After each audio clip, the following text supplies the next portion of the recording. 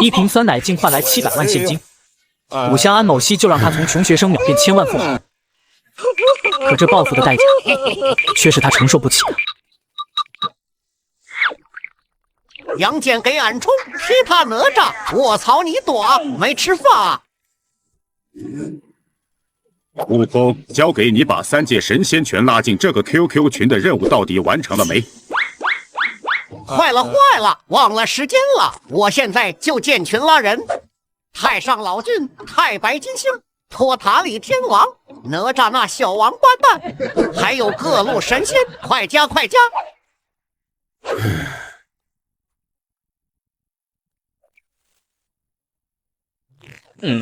现在流氓软件都这么中二了，还天雷灌顶！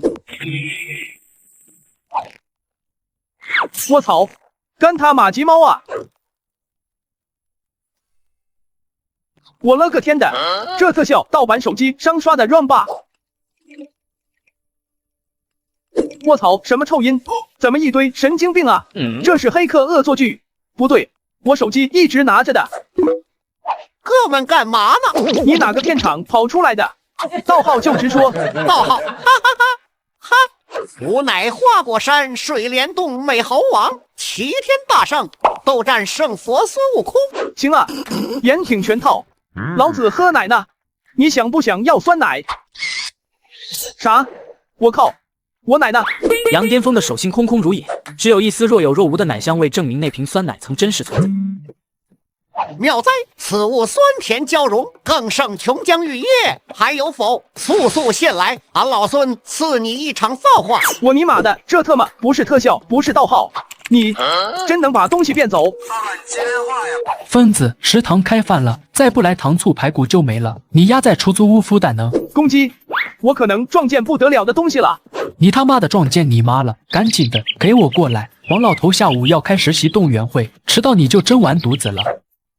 酸奶真没了，照片不像假的。如果那真是孙悟空，老子是不是要发了？先吃饭，就算是神仙也得等老子填饱肚子再说。杨巅峰赶到食堂与陈帆会合，两人谈及实习分配。陈帆担忧黄岛市借机使绊，杨巅峰倒不甚在意。饭后两人分开，杨巅峰折返出租屋。哥们收到了吗？我这花果山特产，此花幽香，沁人心脾，能解疲劳。这些瓜果也清爽可口，精神明目。你那个好喝的小奶奶，再给我来点。我勒个大草啊！对面真是孙悟空。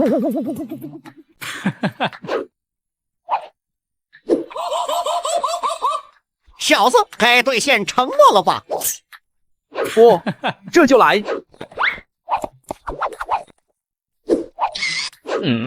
怎么只有一盒？那些可都是俺花果山特产，少说也得数千盒酸奶，你竟用一盒就想糊弄俺老孙？大圣见谅，这玩意儿稀缺的很，在下也就侥幸得一点。物以稀为贵，大圣这点道理总懂吧？数千盒。怕不是想喝成酸奶精？杨巅峰心里门清，物以稀为贵，他主打一个反向拿捏，这招他玩得明白的很。你这人真不好玩，俺老孙再也不跟你做交易了。嘿嘿，只要大圣能管住嘴，在下无所谓。杨巅峰太懂猴子的性子，吊足胃口，不愁这泼猴不主动把好东西送上门。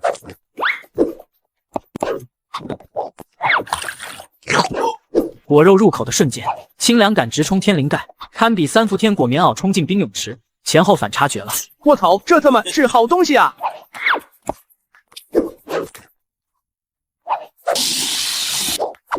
收拾完水果，杨巅峰抱着那几只兰花状植物走向阳台。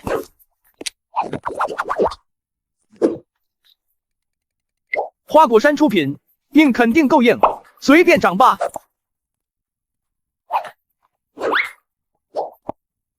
杨巅峰住这儿挺久，早摸清这偷苗兰花人的底细。他是市里某企业老总，这房子是给情妇买的优惠点。小伙子，等等，什么事？你这是兰花的？你看它还像别的吗？真的是兰花，小兄弟等我，我这就过去找你。亏你还是老总，连兰花都没见过，至于这么大惊小怪吗？杨巅峰没当回事，可宋年年却急得不行。没一会儿门铃就响了。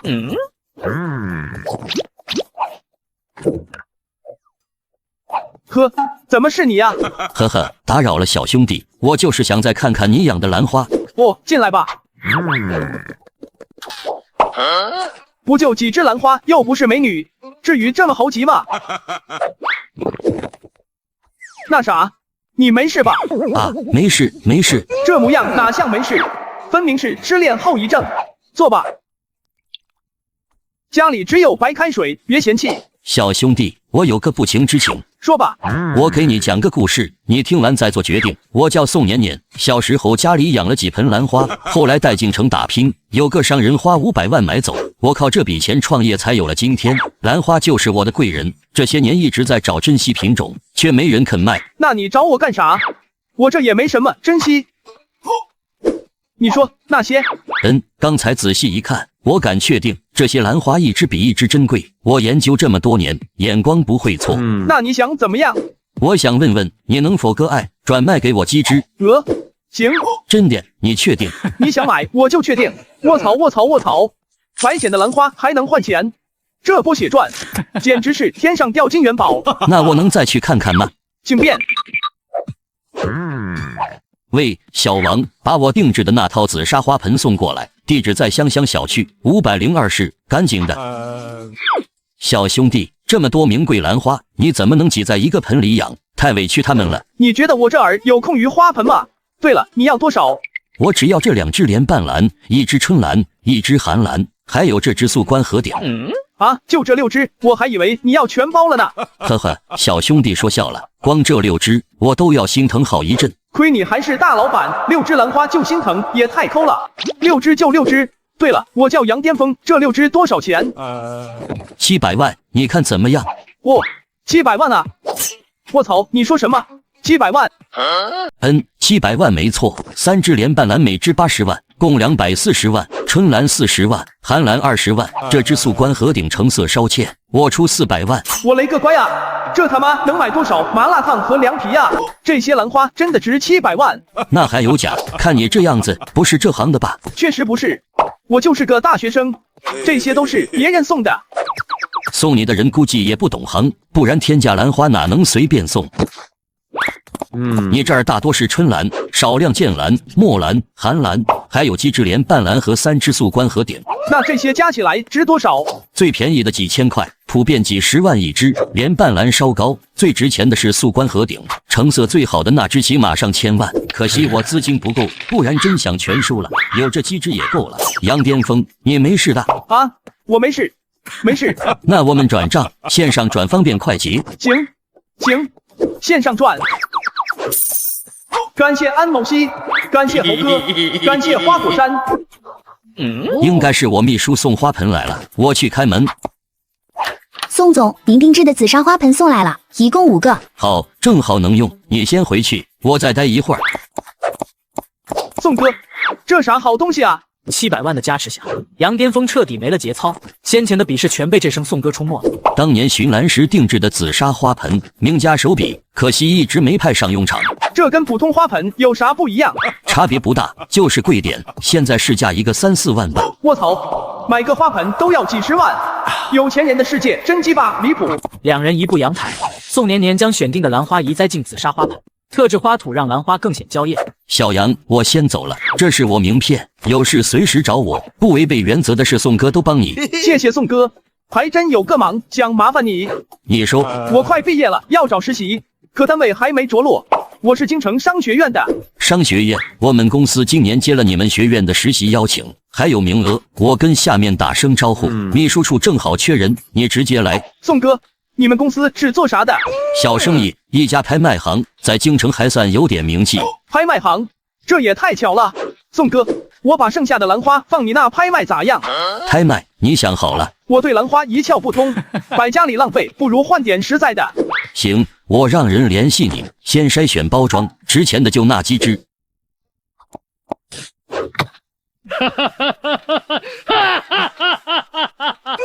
猴哥，我谢谢你，谢谢猴爸猴妈。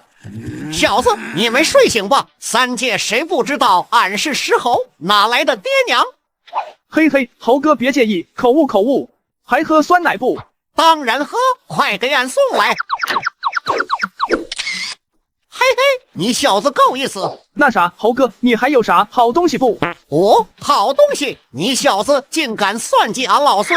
嘿嘿，三香酸奶，你当俺是谁？当年大闹天宫，除了如来，谁敢算计俺？五香，行就行，不行拉倒。有话好说，有话好说。俺的法宝就金箍棒，不过那是俺的命根子。花果山的东西你也有了，不过这个你看咋样？啥东西？俺的火眼金睛，当年被太上老君的3味真火炼了7期49天，取经时帮了俺大忙。行，就它了。嘻嘻嘻，这可是偷窥作弊神器啊！这肯定就是火眼金睛了。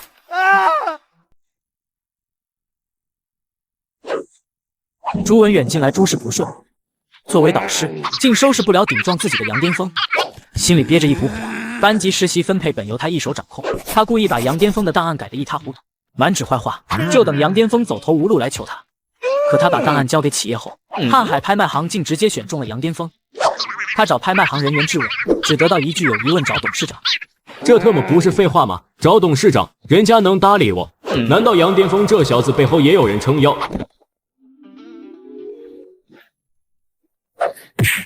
疯子，你必须请客，还以为你实习要黄了，居然被瀚海拍卖行选中了。行，食堂硬菜随便点，今天我全包。杨巅峰早已知晓结果，心里毫无波澜，不过是装样子避人耳目。两人点了平日舍不得吃的菜，大快朵颐。疯子，你看那是谁？怎么碰上这下逼玩意了？用脚想都知道他要搞事。赵少辉这几天没到校，对杨巅峰的实习事宜一无所知，还想来找茬。哟，杨巅峰，你还吃得下去？没给朱老师送礼疏通关系吧？赵少，你这话就不地道了。上次我明明看见你带大27班班花去奥尔利巴大马大酒店，还坐进红色奥迪跑车，怎么今天又换主了？就是啊，赵少，女人如衣服也没你换的勤吧，简直是行走的衣柜。小丽，你听我说，他们纯属瞎扯，你才是我的初恋。我看得清清楚楚，你还在那女生身上乱摸，那奥迪在路边停半天，来回抖动就是不走。我印象可太深了。好家伙，赵少玩这么花，就不怕被拍下来上热搜？赵少辉，你个混蛋，跟你的班花对象过去吧。你看这区别，美女配奥迪，丑的就奇瑞，太极吧，真实了。杨巅峰，你给我记着。赵大少，不用操心，我实习，我去瀚海拍卖行上班了。疯子，你太牛了，编得跟真的一样。他那个行，小家子气，还爱装阔，家里就几百万，非装亿万富翁，纯属打肿脸充胖子。可不是吗？跟他爹赵大海一个样。3天后，杨巅峰的兰花在瀚海拍卖行小拍登场，2只素关河鼎和几只极品连半蓝惊艳全场，最终杨巅峰净赚2000万。5日后，杨巅峰收拾妥当，前往瀚海拍卖行报道，正式开启实习生涯。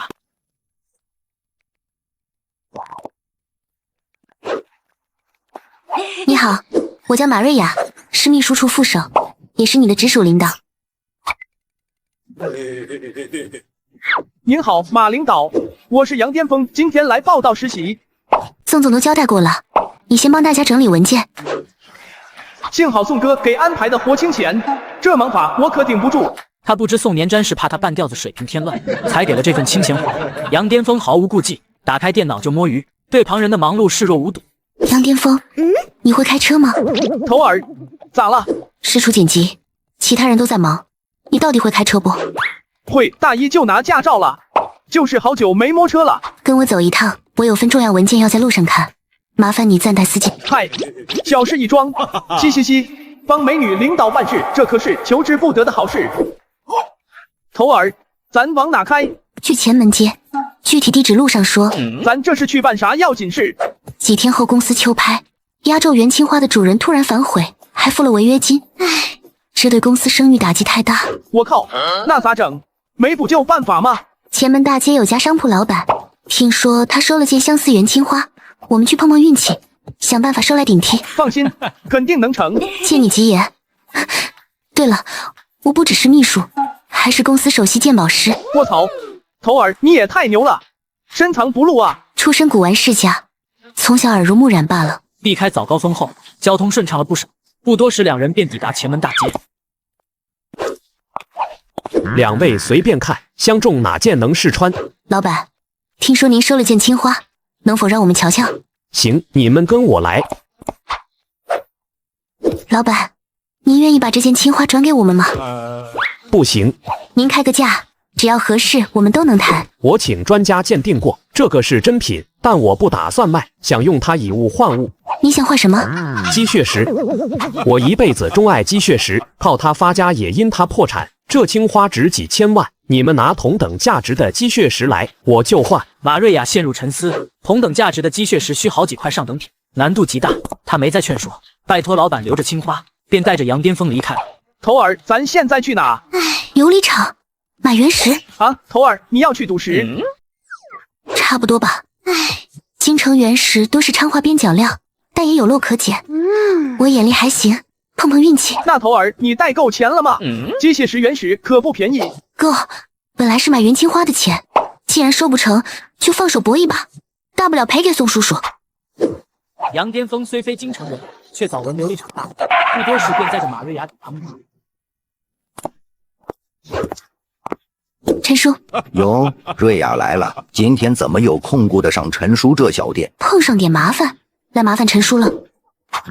马瑞雅简要说明了拍卖行元青花违约，需鸡血石以物换物的事。嗨，多大点事？你是宋叔看着长大的，我刚到一批原石，你随便挑，按原价算。谢谢陈叔，可不能让您亏本。行，都跟我来，原石在后院，石料都在这了。瑞雅，你慢慢挑。杨巅峰也跟着打量，下一秒却差点惊呼出声，他竟能清晰看透原石内部，有的是石灰，有的藏着少量鸡血石。我操，这就是火眼金睛！之前还骂猴哥奸商，可这事我不会用。之前偷窥作弊都没成功，倒成赌石神器了。此前杨巅峰只觉视力变好，以为火眼金睛是废品，此刻才摸清用处，暗自庆幸。就这块吧。这石头30万，现在切还是在选？等会一起切，我再选几块。马瑞雅接连选了10几块原石，花出去几百万。杨巅峰逐一查看，不得不佩服他的眼力，7、8块都含鸡血石，只是血量小，个头小，远不够换元青花。行了，陈叔，就这些，切吧。14块，一共725万，算你700万。谢谢陈叔。哎，这块废了，没出息。14块原石很快切完，仅切出7块鸡血石，最大的血量也顶多做枚印章，总价值刚够回本。还是不行。别灰心，实在不行去趟昌化，时间还赶得上。不了，这事是我谈的，我回去向宋叔请罪，承担责任。头儿，你看这块怎么样？不怎么样，血色分散，就算有料成色也差，赌中概率极低。头儿，信我一次，保证让你满意。咱本来就是来捡漏的，赌1块和赌10块没区别。那就孤注一掷了。陈叔，这块多少钱？320万，算你300万。可我也不看好它，你真要赌？放手一搏。您这的原石是京城最好的，再不成，只能想别的办法挽回声誉了。要不我拿几块印章给你凑数，虽不是上等品，多凑几块也能试试。不了，不麻烦您了，就这块。头儿，我有钱，先用我的。不用，宋总给的资金还够，不能连累你。马瑞雅只让杨巅峰是普通大学生，不知他早已身价千万，不想拖累他。陈叔，切吧。陈叔，等等。怎么了，小伙子？能不能让我指挥切割路线？交给你，石头是你选的。行，听你指挥。出血了，而且血量还不少。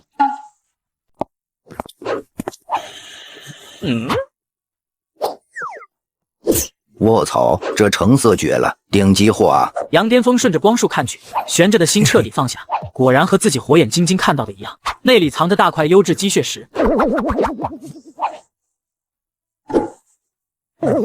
呼，先停会儿，胳膊酸的抬不起来，再切容易毁了这宝贝。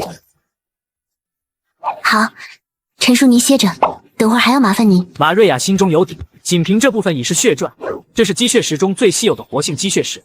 三人在陈叔家吃过午饭，下午1点重回小屋继续切割。我敢打包票，这是近些年成色最好的鸡血石，比昌化原产地的货都顶。头儿，这玩意儿是不是好爆了？论文化价值，比不上完好元青花，但单说价格，差不了多少，都是顶流藏品。这料能打2个印章还剩富裕，拿去拍卖说不定能压过元青花。元青花存世不少，这级别的鸡血石可遇不可求。头儿，咱就用这个换元青花。换，拍卖行的声誉比什么都重要。陈叔，麻烦您找个箱子装这些石头，我们得赶紧回去了。得嘞。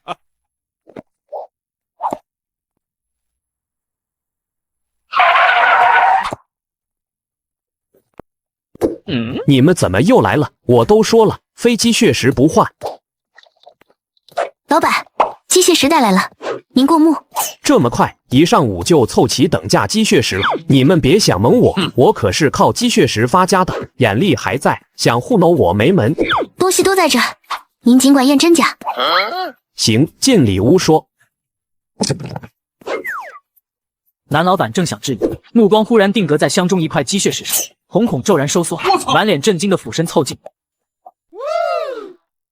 卧槽，这是真的，绝了！凭着10几年的鉴宝功底，男老板早已断定真伪。鸡血石于他是执念，青年靠他发家，中年因他败落，成也鸡血石，败也鸡血石，复杂情感全凝在这份热爱里。您觉得怎么样？能换吗？这成色是我这辈子见过最好的一块鸡血石，没有之一。那我们可以交换元青花了。换那青花对我没用，不如换这心头好。谢谢你，这些成色差些的鸡血石也送您，总不能让您吃亏。好花花，那我就谢谢了。马瑞雅与男老板闲谈2句便告辞，提着元青花和杨巅峰匆匆离开服装店。杨巅峰，今天多亏你，不然切不出那块鸡血石，也换不回元青花。哎，头儿，你别抬举我了，我就是瞎猜，看那块石头顺眼，不想让你放弃罢了。火眼金睛是顶级秘密，一旦泄露，我他妈说不定要被拉去解剖研究，绝不能露馅。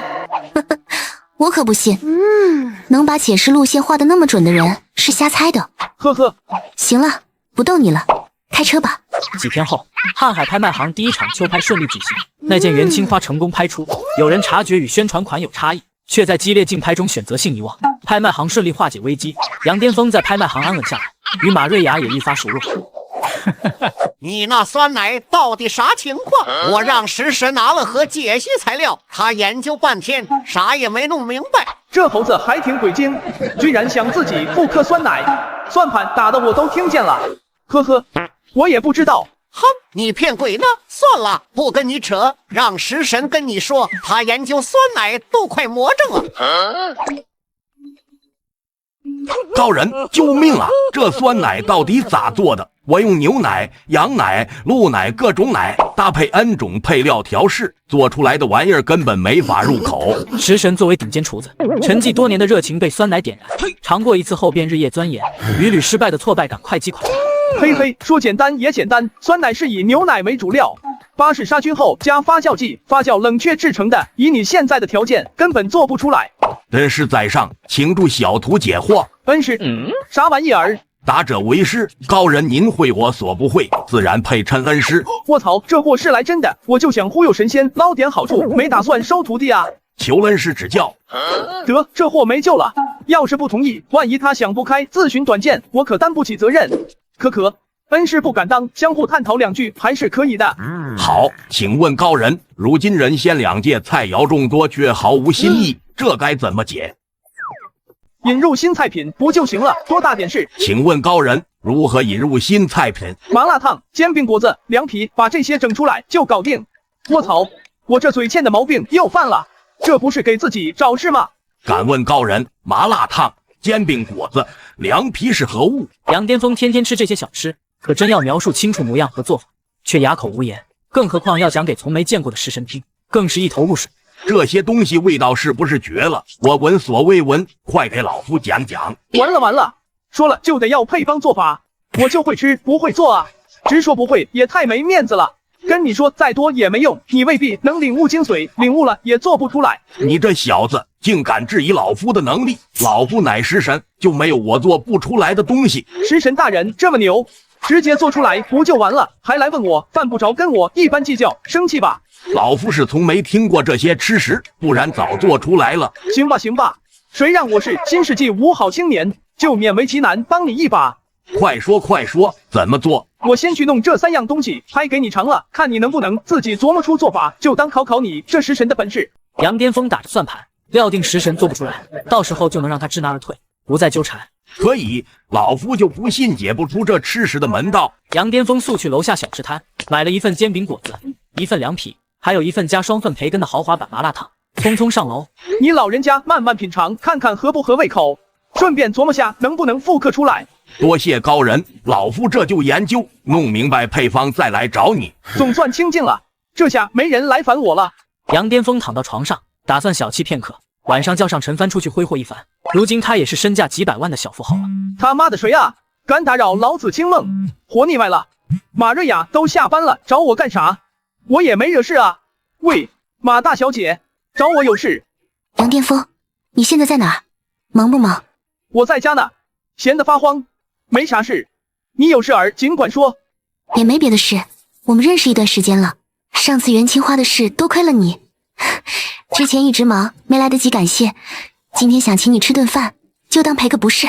好啊好啊，没问题，马大小姐请客，我必须到。那好，我把地址发你，半小时后在餐厅门口见。收到，我马上收拾，准时到。坏了坏了，第一次跟瑞雅吃饭，得好好拾掇下。可翻遍衣柜，全是平价 T 恤、牛仔裤，连件撑场面的行头都没有。杨巅峰还在适应暴富后的身份，从普通大学生突然变百万富豪，一时没跟上节奏，连像样的装扮装备都没来得及置办。马瑞雅约饭的白燕酒店是本市顶流豪华酒店，普通人需提前很久预定，对他而言却无需客套。杨巅峰住处距酒店仅10几分钟车程，却遭遇堵车，硬生生耗了半个多小时。即便杨巅峰是外行，也能看出价值不菲。脚下精致羊绒地毯软厚舒适，让他都不好意思下脚。看来以后得多来这种高端场合刷经验，早日融入上流社会，不能露怯。托瑞雅的福，我这辈子还是头一回进这么高档的酒店吃饭。你别这么说，上次元青花的事我还没好好谢你，一顿饭根本不算什么。况且我们这么熟了，也没正经坐下来聊过。以后别叫我马小姐了，叫我瑞雅就行。好嘞，叫瑞雅确实别扭，我觉得还不够亲切。以后叫你雅雅吧，你叫我峰峰，咱俩这样才显熟络。毕竟工作生活里都要常碰面。你胡说什么呀？雅雅这称呼从来没人这么叫过我，我爸妈都没这么肉麻，你怎么好意思说出口？那我以后天天叫，改天去你家当着叔叔阿姨的面叫，看看他们啥反应。你别胡说，谁要让你去我家？再乱讲我可真生气了。说话间，菜品陆续上进，看似简单的菜式，每一道都是精品。杨巅峰尝了几口，不由得赞叹味道绝佳，果然配得上酒店的名头。二人吃到尾声，正等着甜点上桌时，一个声音突然传来：马瑞雅，还真是你，好久不见，大忙人怎么有空来这吃饭？这是我大学同学赵凯。赵凯，这是杨巅峰。马瑞雅，这是谁啊？你新交的男朋友，怎么现在要求这么低？什么人都交往？大学时你可是全班男生的女神，可不是这样的。赵凯，你别乱说，这是我同事杨巅峰，刚到公司实习，也是我好朋友。赵凯得知杨巅峰身份后，愈发得意，下巴微扬，语气更加刻薄。我当是谁呢？原来是你们公司新来的实习生。怎么，瀚海拍卖行现在门槛这么低，阿猫阿狗都能进了？赵凯，你别太过分，看在老同学的面子上，我不想跟你吵，你赶紧走，我不想再看到你。马瑞雅又气又尴尬，赵凯当面羞辱杨巅峰，让他既愧疚又无措。本想好好请杨巅峰吃饭道谢，反倒让他受了委屈，后续相处都难免尴尬。马瑞雅，你犯不着生气，我不过是实话实说。你看这位老兄自己都不反驳，你倒替他强出头，多不值得。你这人是哑巴，我说了这么多，你好歹吱一声，是不是觉得我说的都对？不好意思吭声了。下必玩意，我操你妈，滚蛋！杨巅峰并非默认，只是打从一开始就不屑于和赵凯争辩，在他眼里，这种人根本不值得浪费口舌。别这样，我们不和他一般见识，快走好不好？一边去，你懂个屁！今天我非得教训一下这不知天高地厚的小子。你个鸡巴东西，我是你爹，非武玩意只会打自己的女人。今天我非得给你小子长点记性，看你以后出来还敢不敢这么猖狂。招笑，你在这给我装你大爸呢，我倒要看看你这么个大傻逼能给我长什么记性。你小子还敢嘴硬，今天我非暴打你一顿不可。赵凯，你快放了杨巅峰，他是我朋友，不许你对他无礼。马瑞，我今天不是故意针对他，是这小子太猖狂，必须给他点教训。雅雅，你别管，我倒要看看这个小丑今天能给我什么教训。马瑞雅，你看这小子实在太猖狂，今天我必须出这口气。周围观望的人都愣住了，纷纷屏息等着拳头落下。可下一秒，时间仿佛被按下暂停键，赵凯的拳头停在半空，久久没有落下。赵凯，你醒醒，你怎么了？围观者议论纷纷，都看得分明。刚才那一拳眼看就要打中杨巅峰，赵凯却突然定住，没人知道究竟发生了什么。杨巅峰，你没事吧？有没有打到你？伤着哪了？你觉得他能打到我吗？我这不是担心你吗？万一伤着了，我怎么交代啊？交代？跟谁交代？万一给你打成重伤或半身不遂，你爸妈问起来，我怎么说？简单了，你去我家给我爸妈当儿媳妇，这不就交代清楚了？都什么时候了还开玩笑？还有，赵凯到底怎么了？我的头好痛，要炸了，快送我去医院。围观者依旧一头雾水，刚才还趾高气扬要教训人的赵凯，转眼就痛得要急救，这反转太快，让人难以接受。赵凯怎么突然这样了？肯定跟你有关系，不然好端端的不会这样。你就当跟我有关系好了，这种人就是欠收拾。杨巅峰心里门清，他刚才盯着赵凯，本是想试试火眼金睛的作用，没想到真起了效果。其实论身手，两个赵凯也不是他的对手。大学时他可是班里的扛把，之所以不动手，就是想测试火眼金睛的威力。看来这绝技伤人于无形，勤加练习效果会更显著。他应该没事吧？虽说他很无赖，但毕竟是我大学同学。我真不知道，说真的，你心太软了，这种臂玩意根本不值得同情。教训一下就够了，没必要把他弄伤。放心吧，没多大事，他自己也说了，只是头痛，去医院检查下应该就没事了，别难受了。你说没事，我就放心了。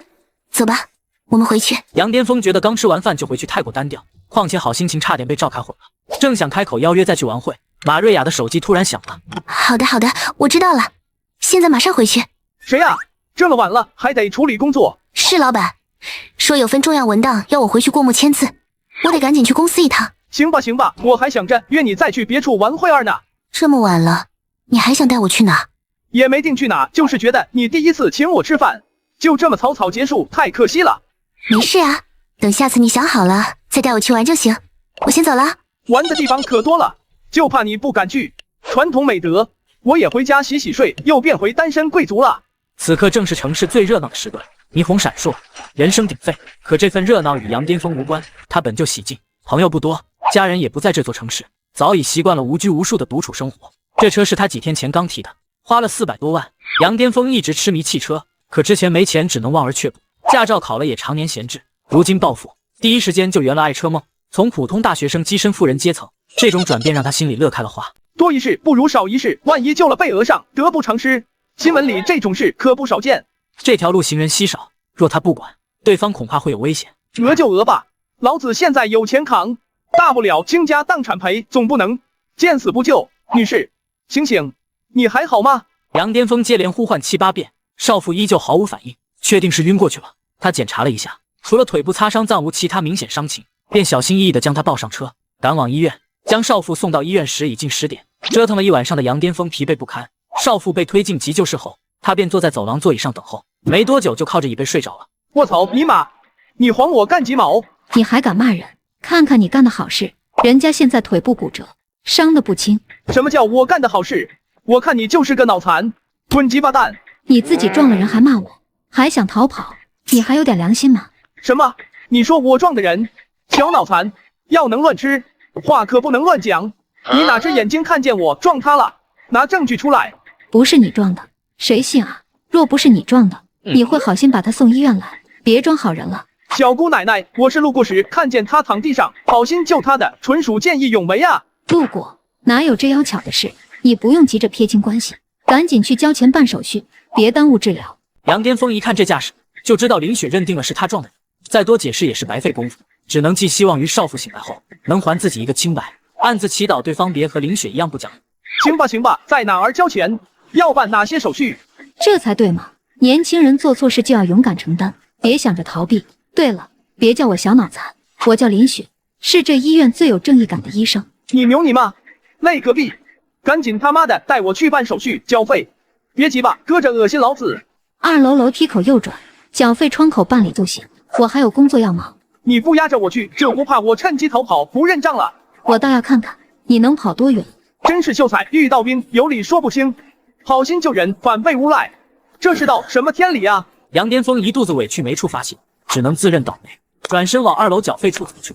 哥，以前这可是我大半年的生活费，还好现在不差钱，但办了好事还被骂肇事者，这口气咽不下，非得找机会给林雪这个下逼东西上一课，让他知道谁才是真好人。杨巅峰缴完费，回到病房区，得知少妇已从急救室转到普通病房，他想联系少妇的家人，却发现对方身上没有任何随身物品，根本无从下手。要不一走了之，反正手续办了，费也交了，他也安全了。可万一林雪暗中盯着，岂不是更说不清了？还是等他醒来吧。高人，您发的3份菜品我都尝了，味道简直绝了，是老夫从未尝过的美味。这老头儿肯定是钻研不出来，又来求我了。送上门的机会不逗他可惜了。那是自然，我推荐的东西能有差的？那是高人推荐的必是顶级美味。那你研究出其中的秘密了吗？能不能复刻出来？杨巅峰心里门清，以食神现在的条件，根本做不出这3样小吃，故意这么问，就是想气他。手机沉默了许久，过了好一会儿，食神才发来消息，语气带着几分不好意思。不瞒高人，老夫苦心钻研了大半宿，只勉强摸清了煎饼果子和凉皮的成分，麻辣烫还是毫无头绪。我勒个乖乖啊！这食神果然名不虚传，我还以为他啥也搞不出来，短短半天竟摸清了2样的成分，有点东西啊！算你有点本事，比我预想的强上几分。打扰高人，老夫实则是想请教麻辣烫的配料与做法，还望高人指点。来了，果然是要麻辣烫配方，这下可得好好敲他一笔，弥补下被林雪冤枉的委屈。这麻辣烫啊，你做不出来也正常，在我们这儿，它算得上是美食的最高境界，讲究的就是个门道。老夫深以为然，这麻辣烫的美味确实达到了常人难及的境界。哈哈哈，这老头也太好忽悠了。麻辣烫顶多算街头小吃，还境界极高，真是被我拿捏的死死的。所以啊，这麻辣烫配方是我们这儿的不传之秘，你想要得拿东西来换才行。只要能换配方，老朽愿意一切相换。这天宫的人也太淳朴了，比现实里的人好忽悠100倍。现在的人尖酸刻薄又狡诈，就个人都能被诬赖成肇事者，我他妈真是草塔马累个彼得。那你有什么拿得出手的东西能跟我换？实不相瞒，老夫在天宫当差，无油水可捞，也无甚奇珍异宝能拿来交换。没东西换，还在这儿瞎磨蹭，逗我玩呢？这老头不会是想空手套白狼吧？想得美，没完了是吧？再发就把你屏蔽了。高人息怒，老夫绝无冒犯之意，只因素来不看重器物，故无珍宝收藏。老夫最引以为傲的便是这身厨艺，特将毕生所学整理成当传你，望你好生体会。学这玩意儿有啥用？我又不喜欢做饭，不过技多不压身，万一哪天用得上呢？看来这老头是真没宝贝，倒也算有诚意。既然你这般有心，我也不是不讲理的人，这就把麻辣烫的秘密配方传给你。还好有百度，不然可就露馅了。随便找篇最长的，复制粘贴过去就行。大恩不言谢，高人日后若有用得着老夫之处，尽管吩咐。行了，食神大人，你先去研究做法吧，有问题再找我。我操，这是啥情况？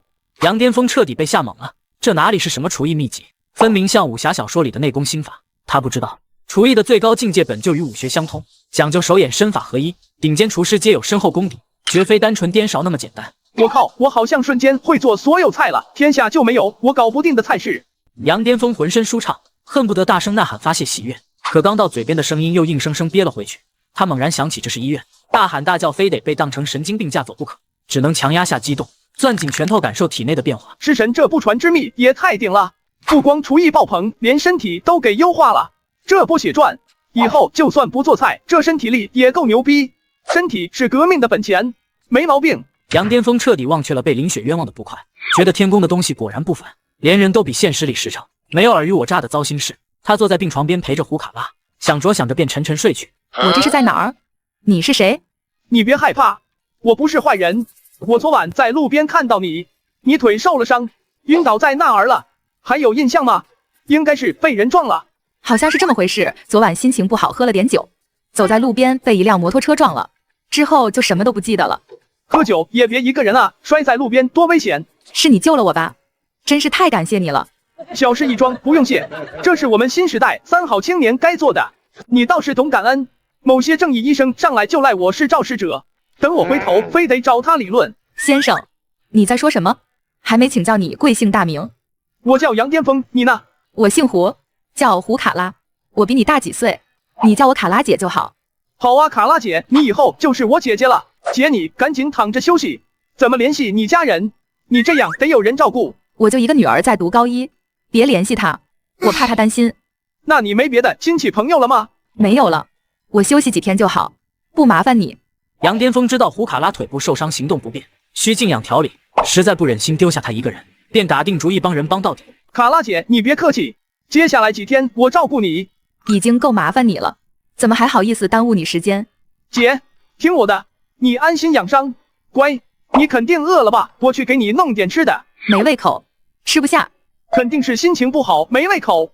普通饭菜不合心意，我去给你露一手，保证你想吃。看不出来你还会做饭，现在的小伙子可少见。那可不，我是新时代5好青年，啥都会。你等着。您好，想吃点什么？你是老板吗？我想跟你们老板谈点生意，麻烦叫一下。这位先生找我有什么事吗？老板，想借你厨房用用，给我朋友做点吃的。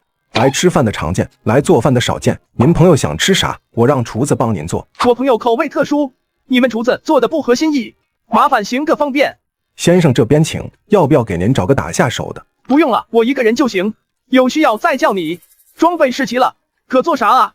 以前就吃盖饭、蛋炒饭，要不就蛋炒饭吧，简单粗暴。卧槽，这是我炒的，颜值直接拉满。小帅哥，这啥好吃的，光闻着就流口水了。秘密，概不外传。杨巅峰一溜小跑赶回医院，既怕胡卡拉饿着，更迫不及待想检验食神秘籍的威力，脚步都带着雀跃。卡拉姐，久等了，给你带好吃的回来了。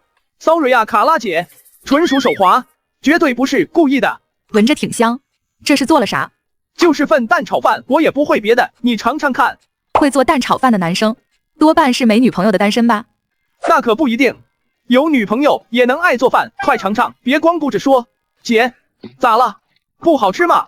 不行，我再去给你买别的。我从来没吃过这么好吃的蛋炒饭，从来没有。你可把我吓坏了，我还以为饭里有毒呢。你这饭里加了啥？有啥独特技巧？也太绝了。就普通炒的啊，没啥技巧，可能是食材新鲜吧。至于这么夸张啊？难道食神手艺真这么神？还是这姐们儿见识太短？我是厨师，我懂厨艺，这绝对不是普通水平。真这么好吃？实不相瞒，我也没吃早饭呢。想吃就吃一口，没人拦你。我要姐姐喂我吃。喂你可以，但你得答应我一件事。没问题，姐姐说啥都照做。杨巅峰话音刚落就后悔了，连忙追问，生怕是借钱之类的难题，内心戏十足。姐，你先说啥事？能帮我？肯定帮。放心，不是杀人放火的坏事，你肯定能做到。我想让你帮我比厨艺。姐，你别开玩笑了，我就会个蛋炒饭。我是认真的，我经营的餐厅生意下滑，有个叫史蒂芬的美国人想抢经营权，股东让我们比厨艺定胜负，我输了。那天喝酒散心才被车撞了。姐，你先别急，慢慢说。越简单的菜越考验功底，你的厨艺绝对能赢他，帮我赢回餐厅经营权，拜托了。杨巅峰看着胡卡拉恳切的眼神，想到自己刚获得食神秘籍，正好有施展的机会，又念及他的处境，便打定主意帮忙。行，我帮你，不过我尽力而为，赢不赢可不敢打包票。杨巅峰问了餐厅位置，拒绝了他想同往的提议，打算独自前往。你小心点，尽力就好，我不怪你，赢了我一定好好报答你。姐姐打算怎么报答我呀？你这小子，等你帮我办妥了，少不了你的感谢，少在这贫嘴。杨巅峰脑海中立刻盘算起来如何对付斯蒂芬，做什么菜才能稳赢，毕竟对方能赢胡卡拉，绝非等闲之辈。在咱们中国地盘上比拼厨艺，绝不能输得没面子。这斯蒂芬肯定有2把刷子，得好好琢磨下。好家伙，不是冤家不聚头，这不是咱们最有正义感的林雪医生吗？你眼瞎，走路不看路，撞得老娘疼死了。林医生这称呼够霸气啊！昨天还温文尔雅，今天就自称老娘了。说我没长眼，你长着眼，怎么不躲开？你昨天撞了人还没算清账，今天又撞我，你是想把医院里的人都撞一遍吗？昨天的事你自己去问当事人胡卡拉，我懒得跟你吵，还有正事要办。你撞了人还想跑，真是个没担当的混蛋。等你知道真相，看你脸往哪搁。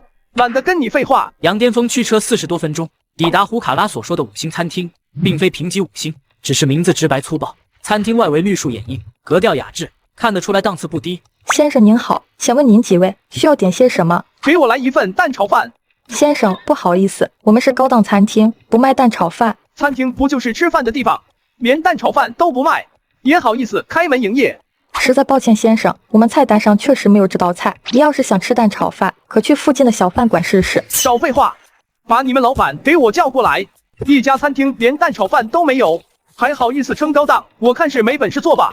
先生，实在抱歉，我们店确实不卖蛋炒饭，但会做。既然您有需求，我亲自给您炒一份，您看可以吗？这还差不多，快点吧。先生，这是我亲手炒的，您尝尝是否满意？这也叫蛋炒饭，简直难以下咽。其实杨巅峰觉得味道不错，但他今天就是故意找茬，不这样做没法引出后续的比拼。周围客人见状，又纷纷围了过来，眼神里满是兴奋。先生，您不满意吗？是哪里不合口味？你们自己尝尝，这能吃吗？味道挺好的呀，没什么问题。你们餐厅要求也太低了，这种水平也敢说好吃？实话告诉你，我做的都比这强10倍。老板，别这么看着我，不信我给你露一手，让大家评评理。好，我倒要看看你有什么本事。片刻后，杨巅峰端着蛋炒饭走出后厨，围观客人早已迫不及待，纷纷拿着勺子等候，像追星的粉丝般热情。你到底想干什么？是来砸场子的？我像坏人吗？只是受朋友所托来帮个小忙。你朋友是谁？胡卡拉，这家餐厅的前任老板，你应该还记得吧？我记得他，我的厨艺比他好，自然该我获得经营权，这和你没关系。他是我朋友，他的事就是我的事，我没别的要求。今天跟你比一场厨艺，我赢了，你把经营权还给他。好，我答应你，我输了，经营权双手奉上。餐厅临时布置成对决场地，股东与3位资深食客组成评委团，主题本土风味 vs 西式经典尘埃落定，现场座无虚席，食客们举着手机拍摄，氛围感拉满。比拼限时90分钟，以口味、品相、创意评分，胜者获得餐厅经营权。现在开始。是惠灵顿牛排，这菜超考验火候，斯蒂芬果然要拿开家本领了。食神刚发来的古法蛋炒饭秘粉，又摸出一罐金黄松子，正是悟空对接农户换来的花果山特供。西式经典再牛，也干不过咱仙界秘方加神仙食材。这牛排低温慢煎锁汁酥皮，加了陈年黄油，是我最拿手的西式经典。火候精准，口感醇厚，不愧是资深主厨。米香、蛋香和松子香完美融合，软嫩不腻，越嚼越香，这是古法手艺啊！杨巅峰，我相信你。卡拉姐，等我赢了，给你炒一份。粉刺对决，杨巅峰获胜，餐厅经营权归还胡卡拉女士。你的手艺配得上胜利，我认输。之前是我误会你了，对不起，我不该没弄清楚就乱指责你。哟，林医生也会道歉了，脸比斯蒂芬的牛排还红呢。你少得意，道歉是道歉，你这人还是欠揍。再说我那是正义感爆棚，只是没找对地方。我提醒你，资助我的人不只想要餐厅，更在意胡卡拉背后的旧人脉，你和他都要小心。餐厅挂上新招牌，重新开业。杨巅峰用食神秘方改良的深山养生菜一夜爆火，前厅座无虚席，外卖订单排到深夜，服务员们忙得脚不沾地。杨巅峰，你这手艺也太顶了，客流量比之前翻了3倍，全靠你这几道招牌菜。那可不，秘方加持，能不火吗？就是得盯着点食材库存，别断供了。杨哥、胡姐，不好了，松子、野菌这些稀有食材全告急了，最后一点刚用完，后厨都停手了。这么快？我这就联系深山农户，让他们加急送一批过来。小杨，不是我不帮你，这几天连下暴雨，山里食材全减产了，松子、野菌不仅涨了2倍价，还得限量供应，每人每次最多拿3斤。我操，涨价还限量，这不是抢钱吗？没这批食材，招牌菜都做不了啊。我也没办法，山里路滑还危险，能摘到这点就不错了。天无绝人之路，食神发了食材替代技巧。真的？能替代那些稀有食材吗？用普通松子就行，加陈皮、枸杞调味，再用他说的特殊火候炒，既能复刻口感，还多了层养生味，绝了！味道太香了，还带着陈皮的果香，养生感拉满，客人肯定喜欢。得跟农户签长期合作，再提前囤点耐放食材，以后再也不搞这种手忙脚乱的事了。危机解除，餐厅恢复正常运转。傍晚时分，一位身着干练西装的女子走进餐厅，径直走向杨巅峰。杨巅峰，别在这寒暄，有要紧事跟你说。是你啊？什么事？这么急，还特意跑过来？瀚海拍卖行几天后要上拍一件上古玉佩，我查到意向买家疑似和资助斯蒂芬的神秘势力有关，你跟胡卡拉都得小心。怎么了？出什么事了？没什么，就是那个神秘势力又有动作了。距拍卖专场开启仅剩2天，杨巅峰应马瑞亚之约赶来。马瑞亚深知杨巅峰有不一般的本事，特意邀他鉴别那件牵扯神秘势力的上古玉佩。玉佩正置于恒温展柜中，由专人看管。这玉佩工艺看着挑不出错，但细节处总透着别扭，我又说不上来问题在哪。你帮我看看，你比我有眼光。行，我之前跟一位老藏家学过点皮毛，帮你长长眼。你看这纹路的刀工，有细微的平行划痕，是现代激光雕刻机留下的。这是件高仿赝品。卧槽，这么隐蔽都能看出来，还好找你来了。这要是把赝品推上拍场，不仅拍卖行要翻车，还得打草惊蛇，惊动那伙神秘势力。宋总久仰大名，我一直想做古董生意，您是行业前辈，以后还得您多提携提携。客气了，先去看看玉展吧。他早就想攀附马家，见杨巅峰处处被器重，又酸又气，暗暗攥紧了拳头。这小子到底什么来头？不过是个刚毕业的毛头小子，居然能被马瑞亚和宋总另眼相看，肯定是走了狗屎运。宋总，马小姐，玉展已经准备就绪，宾客们都到齐了。这玉佩不对劲啊！我玩古董几十年，这纹路的气韵看着就别扭，该不会是件赝品吧？这位先生好眼光，这确实是件高仿赝品，但破绽很明显，这里的平行细痕是现代激光雕刻机的痕迹，古代手工刀工绝不可能这么规整。还有纹路转角处残留着机器打磨的痕迹，手工雕琢不会有这种质感。原来是这么回事。小伙子年纪轻轻，眼光也太毒了。年纪轻轻，鉴宝功底这么扎实，有没有兴趣来我鉴宝组实习？我亲自带你历练。求之不得，谢谢宋总给我这个机会。这纹路竟和斯蒂芬之前给的资助款流水印章图案一模一样，瞬间联想到斯蒂芬提及的神秘势力。果然是同一伙人搞的鬼，这赝品玉佩恐怕是他们故意放进来的，目的不简单。怎么了？是不是发现什么不对劲了？回头跟你细说。这玉佩的纹路和斯蒂芬给的流水印章图案对得上，跟那伙神秘势力脱不了干系。赵凯得知杨巅峰夺回餐厅，还获宋年年赏识，极度的面目全非，满脑子都是报复的念头。桌上散落着餐厅和拍卖行的相关消息。给我搞臭他的餐厅！记者，你捏造食材加不明添加剂的谣言，往网上泼。你们几个去餐厅门口闹事，堵着食客不让进，越乱越好。海少放心，保证给你编的有模有样，让网友信以为真。小事一桩，我们这就带人过去，保管给他搅得开不了门。钱给你们，办砸了，有你们好果子吃。转眼到了饭点，餐厅门口围了10几个闲散人员，举着食材有毒的牌子起哄。无良记者在旁拍照录像，刻意引导路人情绪。怎么办？谣言都传到网上了，食客都被吓跑了。慌啥？兵来将挡，水来土掩。你去拿深山农户资质和第三方检测报告，当众公开，我早留了后手。大家别去吃，这家店加了不明添加剂，吃了要出事。哟，演技挺到位啊！多少钱一天？要不要给你颁个奥斯卡最佳群演奖？我就是路过拍照，不关我的事。别急着走啊！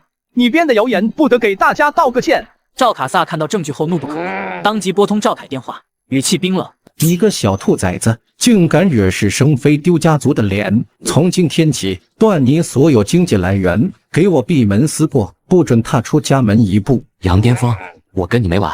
是神秘先生吗？我是赵凯，我想跟你合作，帮你对付杨巅峰。只要你帮我扳倒他，我愿意付出任何代价。哦，你有什么价值？明天这个时间，老地方见。餐厅风波平息后，杨巅峰回到住处休整，刚洗完澡擦干头发，手机就不停震动。先借 QQ 界面弹出一连串食神发来的消息：小杨，帮我整个传统养生美食 IP， 把古法口味翻新，既让凡人吃到正宗味道，也帮我收集食材反馈。你就说是行业前辈的研发需求，事成有先界福利。我操，食神这老伙计还挺赶时髦，居然懂 IP 运营。行吧，反正不亏，还能靠这稳住餐厅招牌，就帮他一把。已是深夜11点，杨巅峰正对着烧烤去新用陈皮而非料酒的知识点琢磨，门铃声突然响起，他疑惑地起身开门。猜你又在熬夜搞事情，给你带了夜宵、虾仁馄饨，还热着，又在研究新菜式。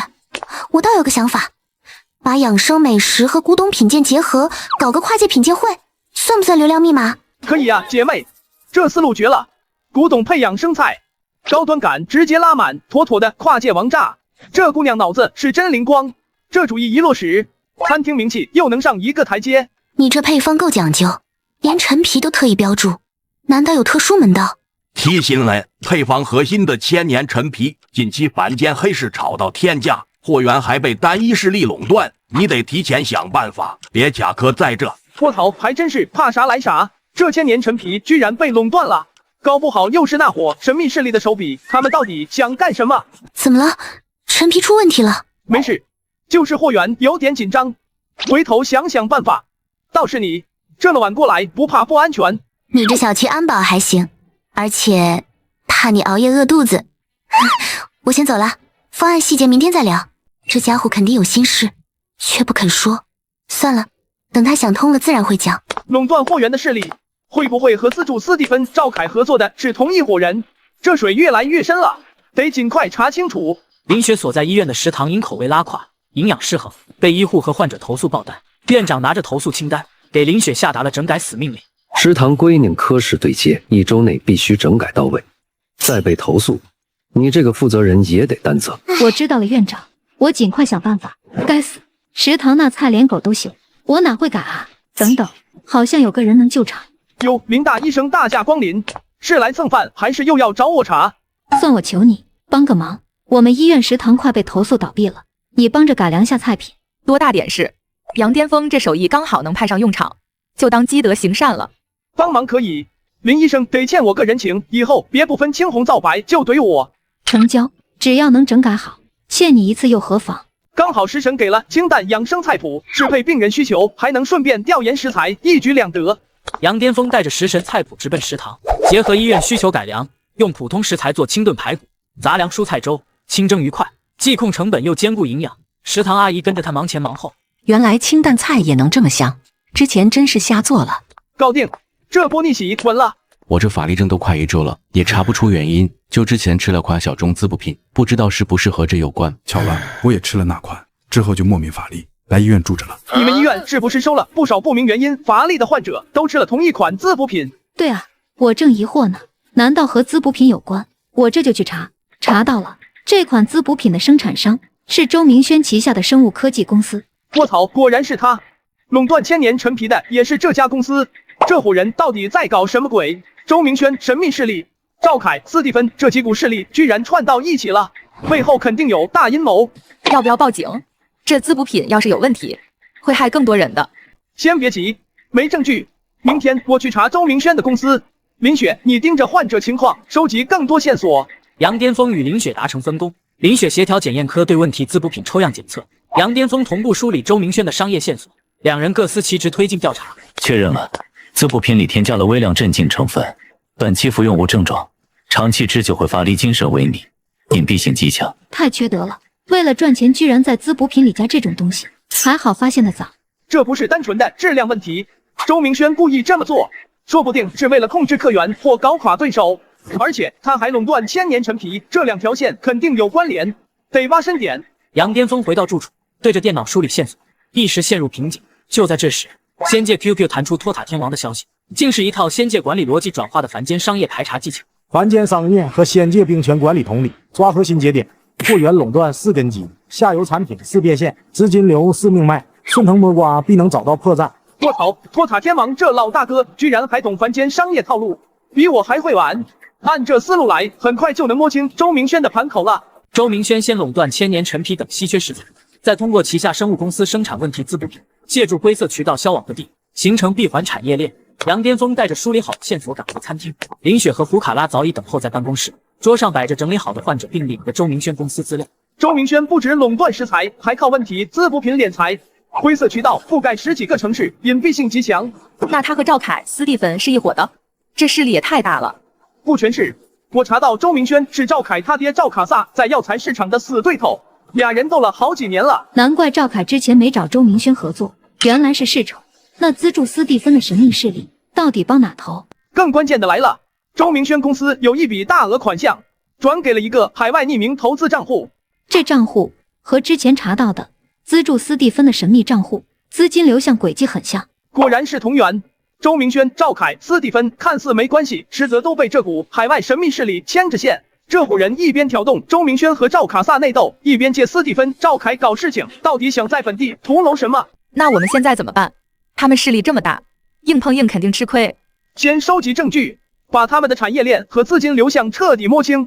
林雪，你继续对接医院，收集患者反馈，我去查那个海外账户，争取找到突破口。行，这次就听你的，可别掉链子，不然咱们都得栽。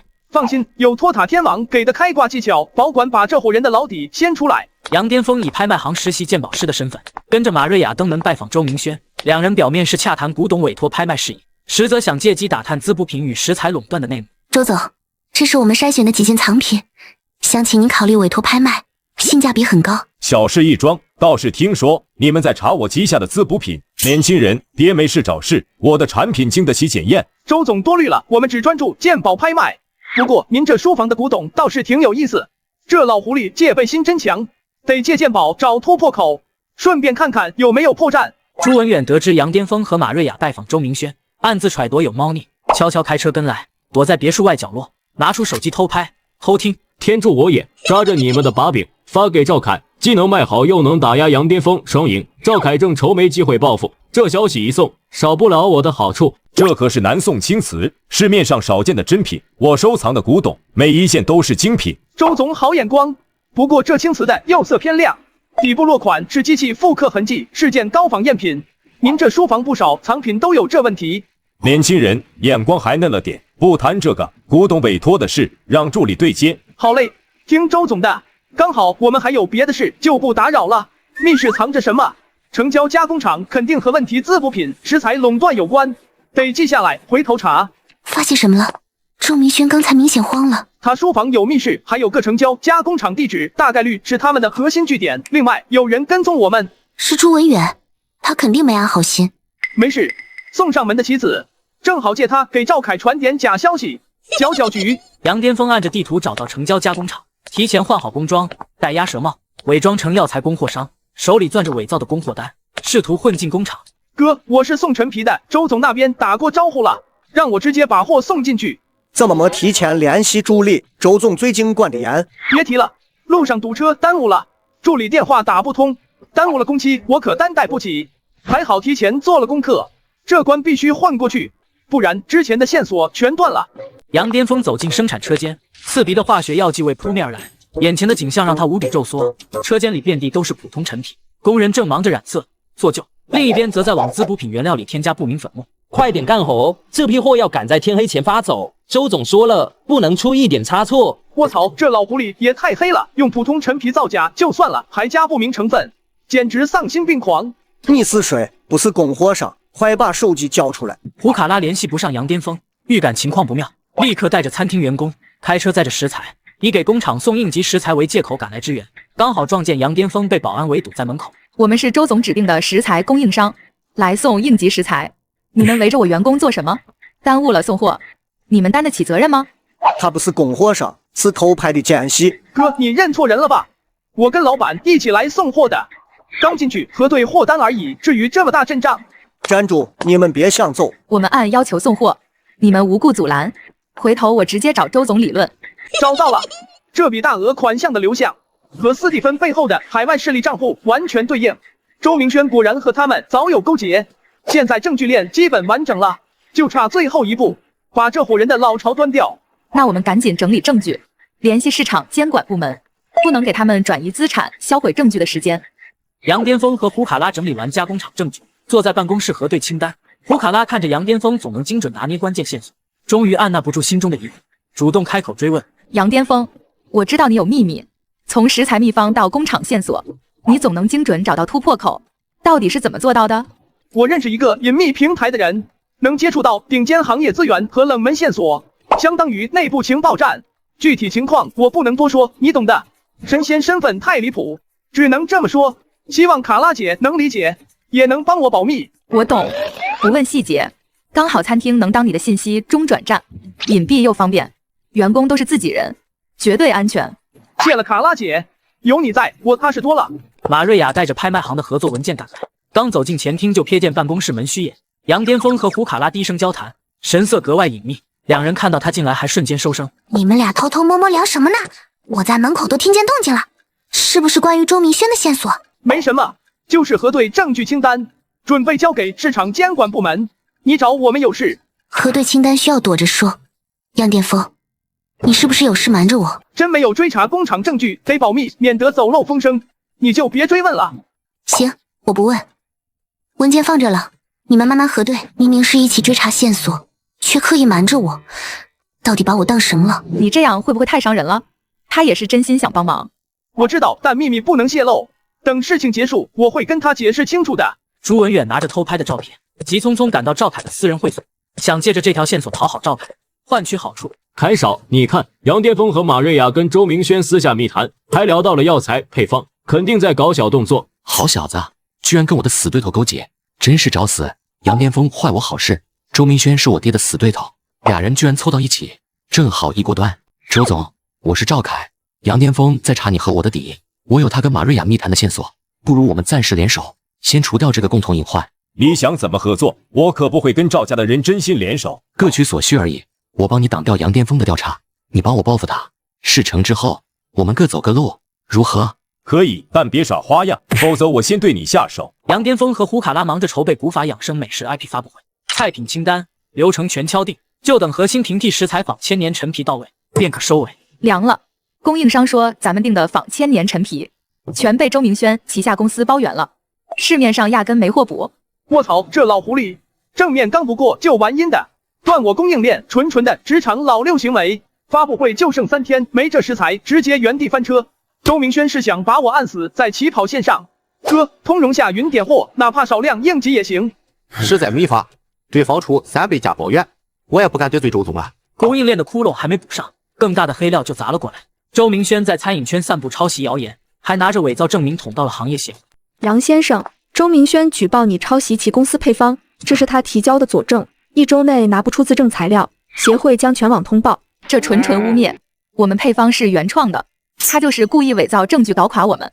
我们只认证据，尽快准备，别影响后续资质。赚食材还不够，还想扣抄袭的帽子？周明轩是想让我在餐饮圈社死啊？这俩坎儿凑一块儿，发布会怕是要黄，咱们前期投入全打水漂了。两人陷入死局，正焦头烂额时，杨巅峰手机震动，仙界 QQ 弹出食神消息，附带一份配方溯源凭证。小 case， 仙界功法讲究溯源，这凭证协会必认。再给你个应急方，普通陈皮加香橼炮制，口感复刻90%，够用了。食神这老大哥真是我的天选救星，关键时刻从不掉链子，比靠谱队友还顶用，绝了！既自证清白，又解决食材，发布会能照常搞。周明轩要空欢喜一场了。暂时稳住了，但周明轩肯定还有后招，发布会当天得全员戒备，别掉以轻心。另一边，周明轩坐在办公室，拨通手下电话，语气阴狠：断食材、造谣言都是前菜，发布会当天安排好人，当众撕穿他的抄袭面具，让他彻底凉透。放心，周总，人手已到位，保证让他的发布会变成大型翻车现场。杨巅峰卡在发布会抉择的十字路口，进退两难，一边是前期投入的资金人脉，一边是未知的现场危机，整个人陷入纠结。实在不行就推迟吧，总比现场翻车声誉尽毁强。推迟，前期砸的钱拖的人脉全白费，再想重启就难了。可如期办，缺食材还怕闹事，纯骑虎难下。周明轩就等着看我翻车，我要是认怂，反倒碎了他的意。别瞅了，我动用拍卖行人脉，找着陈皮替代品了，口感和仿千年陈皮差不离。马瑞雅主动放下隔阂，陪着杨巅峰整理配方溯源凭证，逐一梳理应对现场闹事的方案。两人默契渐生，之前的隔阂彻底消散。谢了，之前瞒着你是我不对，算你有良心。现在不是纠结这个的时候，干翻周明轩才是正事。格局打开，走。如期办发布会，我已经联系市场监管部门，现场揭穿周明轩伪造陈皮、造谣的罪行，让他自食恶果。急救团队我安排好了，现场若有人故意碰瓷说吃坏肚子，医护人员能立刻到位，戳穿他们的鬼把戏。完美，这下攻防拉满，周明轩的小伎俩不管用了。咱们各司其职，保证发布会既能顺利举行，又能把周明轩的底掀出来。周明轩的现场捣乱计划已安排妥当，赵凯却另有图谋，暗中联系水军头目，准备在发布会当天抛出更狠的筹码。周明轩搞现场闹事，你带几个水军混进去，趁机曝光杨巅峰的神秘信息渠道，明白开少怎么抹黑？就说他靠不正当手段获取资源，是个走捷径的骗子，把水搅浑，让他在餐饮圈、鉴宝圈都混不下去。杨巅峰，你坏我好事，我就让你身败名裂，看谁笑到最后。开少高门，保证给你办得妥妥的，让他百口莫辩。周明轩、赵凯，咱们发布会见分晓。无法养生美食 IP 发布会如期举行，现场宾客云集。杨巅峰用替代原料烹制的菜品端上展台，香气四溢，收获嘉宾们一致好评。这陈皮炖中口感醇厚，一点不输传闻中的千年陈皮，杨老板好手艺，感谢认可。这是我们改良的配方，兼顾养生与口感，主打一个平民化高端。周明轩直奔舞台，当众举着伪造证据指责杨巅峰抄袭。赵凯安排的水军混在嘉宾中，趁机起哄，还对着手机直播散布谣言。大家别被他骗了，这小子的配方全是抄我的，这就是证据。他就是个靠偷来的东西博眼球的骗子。对呀，我听说他靠隐秘渠道搞黑料、偷资源，根本不是什么正经创业者。周总，别在这造谣生事，有证据拿给专业人士看，扰乱现场，我们可要报警了。报警！我今天就要当众揭穿他的真面目，让大家看看他的丑恶嘴脸。别急着扣帽子，谁是骗子，咱们当场说清楚。杨巅峰从容走下台，当众展示配方溯源凭证、加工厂偷拍视频及账本照片。与此同时，市场监管人员赶到现场，拿出前期调查的佐证，彻底击碎周明轩的阴谋。周明轩，我们已查实你伪造千年陈皮、生产问题滋补品、散布谣言等行为，麻烦跟我们走一趟接受调查。这是污蔑，是杨巅峰陷害我，我背后有人，你们动不了我。嘉宾只是情绪激动引发低血糖，无大碍，大家放心。别再嘴硬了，你背后的势力，我们迟早会查清楚。杨巅峰，你给我等着，我背后的靠山不会放过你，咱们没完。别担心，不管他有什么靠山，我们都一起应对。好，咱们兵来将挡，水来土掩，谁也别想搞垮我们。周明轩因多项违法行为被立案调查，旗下公司群龙无首陷入瘫痪，药材市场格局随之洗牌，不少商家趁机抢占份额。周明轩这老狐狸总算栽了，药材市场现在乱成一锅粥，咱们刚好趁机拿下优质货源，也算恶有恶报。就是他说的背后靠山，一直让人心里不踏实。对了，赵凯那边有动静吗？能有啥动静？他和周明轩会面的证据被曝光，被赵卡萨骂惨了，还被禁足在家，纯属偷鸡不成蚀把米。这俩货一丘之貉，落得这下场也是活该，就是别再搞出什么乱子。赵凯被禁足在家，手机、银行卡全被没收，只能窝在卧室里发脾气。想到自己的阴谋落空，气得浑身发抖。我操！全怪周明轩这废物，自己翻车还连累我，害我被禁足。杨巅峰，我跟你没完！等我出去，非得找机会报复回来，不然这口气咽不下去。林雪忙着整理服用过周明轩滋补品的患者病历，想汇总后续康复情况。整理过程中，一个反常的关联点引起了他的注意。林医生，所有相关患者的病历都在这了，康复记录也同步更新了。好，谢谢你帮我查下这些患者的背景，看看有没有共同关联的公司或机构。杨巅峰，我发现重大线索，多名患者都和周明轩背后的海外投资公司有关联。杨巅峰接到电话后立刻赶到餐厅门口，林雪拿着病历复印件赶来，将线索逐一告知，明确表示会动用医院资源协助核查。果然有关联，这公司绝对不简单。周明轩只是他们推到台面上的棋子。我已经让同事查患者背景和公司信息了，医院的人脉我都用上，一定帮你查清楚。这伙人敢害患者，我绝不能饶了他们。谢了，林雪，有你帮忙，线索就能快一步理清。这家公司股东背景复杂，疑似牵扯海外医药资本，而且多年前就开始布局国内药材市场了。原来早有预谋，这伙人想垄断国内药材和医药市场，胃口也太大了。瀚海拍卖行年度大拍如期开启，现场名流云集，座无虚席。马瑞亚作为主负责人把控全场，杨巅峰以实习鉴宝师身份协助，重点盯防拍品真伪。这次记是仿品，釉面光泽不对，底部落款是后期仿造的，一眼假。收到，我让人悄悄撤下，还好有你把关，不然要出大岔子。接下来有请本次大拍压轴拍品上古玉佩，由宋年年先生私人收藏，拍卖所得将全部捐赠公益。工作人员端着锦盒上台，打开后上古玉佩泛着温润光泽，纹路古朴奇特，瞬间吸引全场目光。神秘买家端坐前排，眼神紧紧锁定玉佩纹路，举止格外反常。这件玉佩距今千年，纹路暗藏玄机，起拍价500万，每次加价不少于50万、600万。那买家不对劲，眼神只盯着纹路，不看品相，而且他助理我见过，是周明轩公司的前高管。周明轩的人，看来这玉佩不简单，你盯着点，我去通知宋占年先生。大拍落幕，神秘买家最终以1200万拍下上古玉佩，却未当场取走，只让助理留下联系方式便匆匆离开。杨巅峰立刻找到宋年年，告知自己的疑虑。宋先生，拍下玉佩的买家举止反常，只关注纹路，而且他的助理是周明轩公司的前高管，这人和海外投资公司说不定有关联。看来该来的还是来了，这件玉佩根本不是普通古董，不是普通古董，不是普通古董，它是解开100年前本地药材世家云氏家族秘密的关键，而云氏家族正是那家海外投资公司的原始创始人。卧槽，原来这么多事都串起来了。周明轩海外资本全是冲着云氏家族的秘密来的。那他们为什么执着于这块玉佩？云氏家族的秘密到底是什么？云氏家族当年掌握着独特的药材培育秘方，还藏着一批珍稀药材，玉佩就是打开秘密的钥匙。看来海外资本早就盯上这些了。周明轩的垄断、问题滋补品、海外公司的布局，全都是围绕云氏家族的秘密展开。他们拍下玉佩，肯定是想解开秘密，夺取秘方。我们必须尽快查清云氏家族的过往，不能让他们得逞。我会动用人脉查云氏家族的资料，咱们联手，绝不能让100年秘方落入海外资本手中。杨巅峰、马瑞雅与宋年年齐聚书房，上古玉佩被放置在案几上，三人围着玉佩反复研究，却对古朴纹路毫无头绪，陷入僵局。有了，我找个跨界专家问问，说不定能搞定这股纹路。跨界专家？谁啊？保密，反正靠谱，他对符文纹路这类东西比考古学家还懂行。杨巅峰按着老君给的指南，逐一对接玉佩纹路，将仙界符文逻辑转化为凡间古文释义。三人顺着线索梳理，云氏家族的100年秘辛逐渐清晰。这纹路记载，云氏家族是100年前的药材世家，后来遭同行暗算，祖传工艺被窃，族人被迫迁移海外。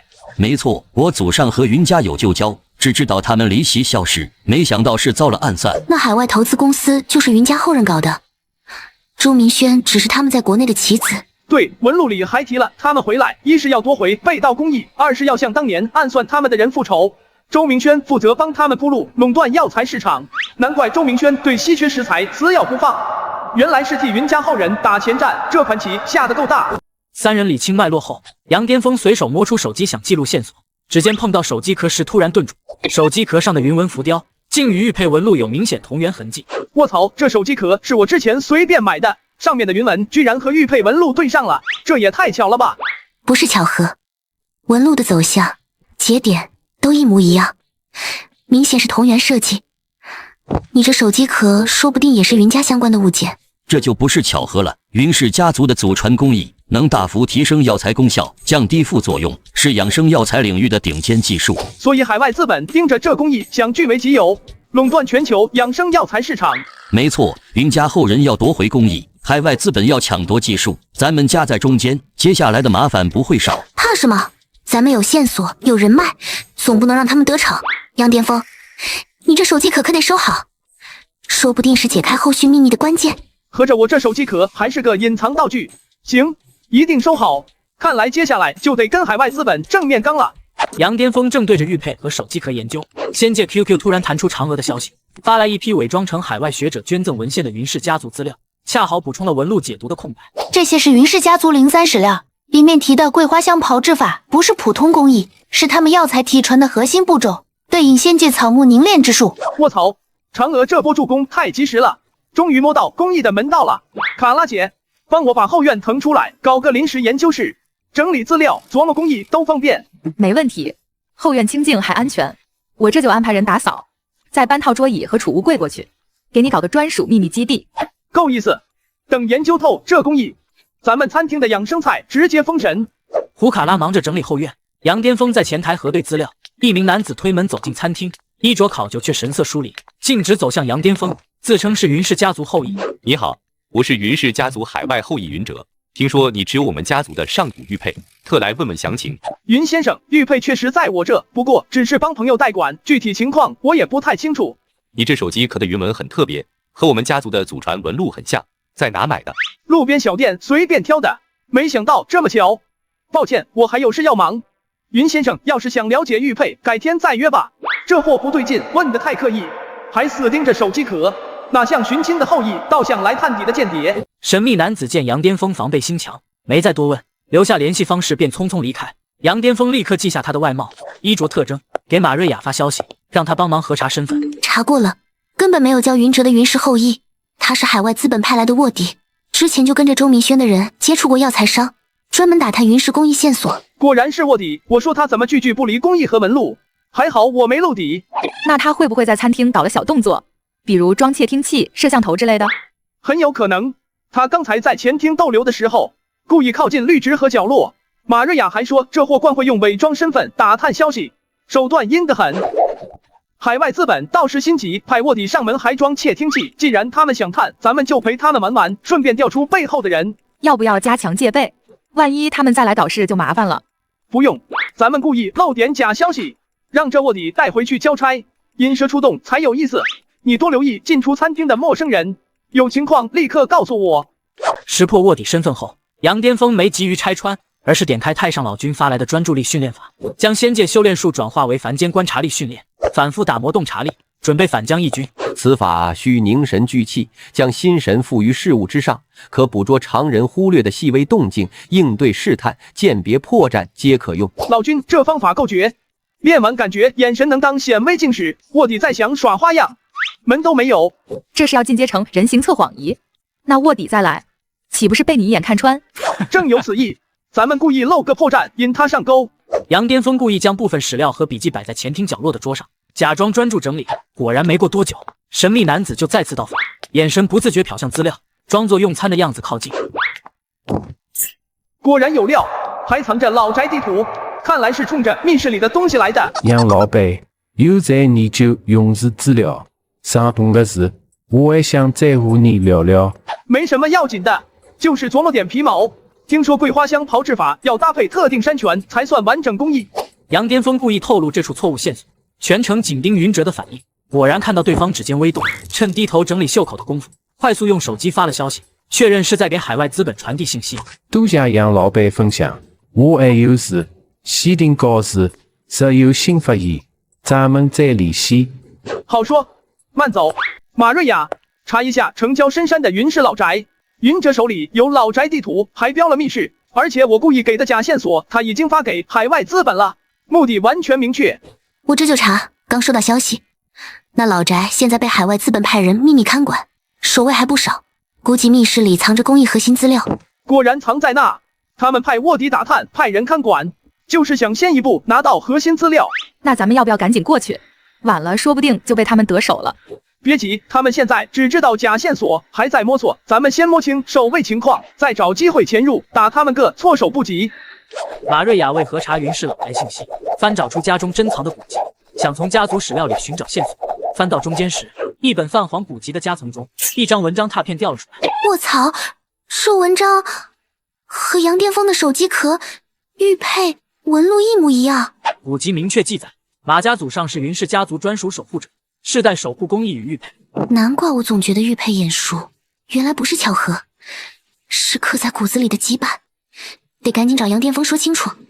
马瑞亚带着古籍和拓片赶到餐厅后院，杨巅峰正和胡卡拉核对卧底传回的假消息反馈，看到他匆忙赶来，神色严肃，立刻停下手中的事。我翻了家族古籍，才知道马家祖上是云氏家族的守护者，世代守着他们的工艺和玉佩。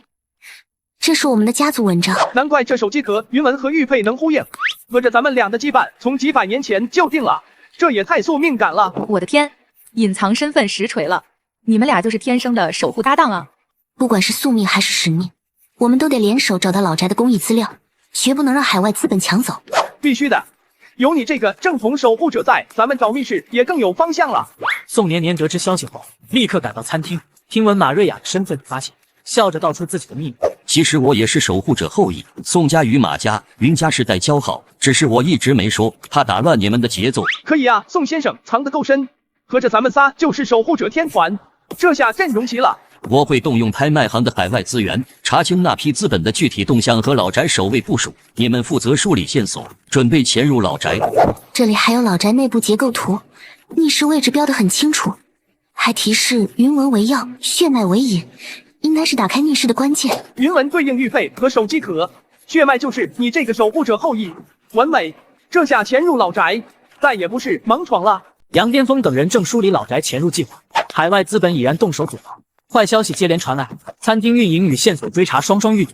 完了，咱们常合作的几家食材供应商全说断货了，明摆着是被人施压了，这是要断咱们餐厅的活路。我这边也出事了，托人找的云氏家族文献，刚拿到手就被人销毁了，只抢回几页碎片，没用多少价值。海外资本这是玩不起了，搞不出正面较量，就来这套下三滥的手段，想逼咱们放弃追查。餐厅没食材，撑不过3天，线索又断了，这可怎么办？总不能眼睁睁看着他们得逞。别急，我找个顶流厨子求救，他搞食材应急，从没掉过链子。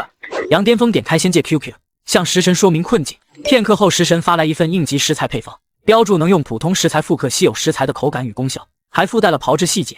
这配方是仙界家常应急方，转化成凡间做法。普通食材炮制后堪比山珍海味，里面的草木炮制法和凡间云氏工艺同出一源。内细品，卧槽，食神这配方绝了！若不能做出人参味，这是给咱们开了外挂啊！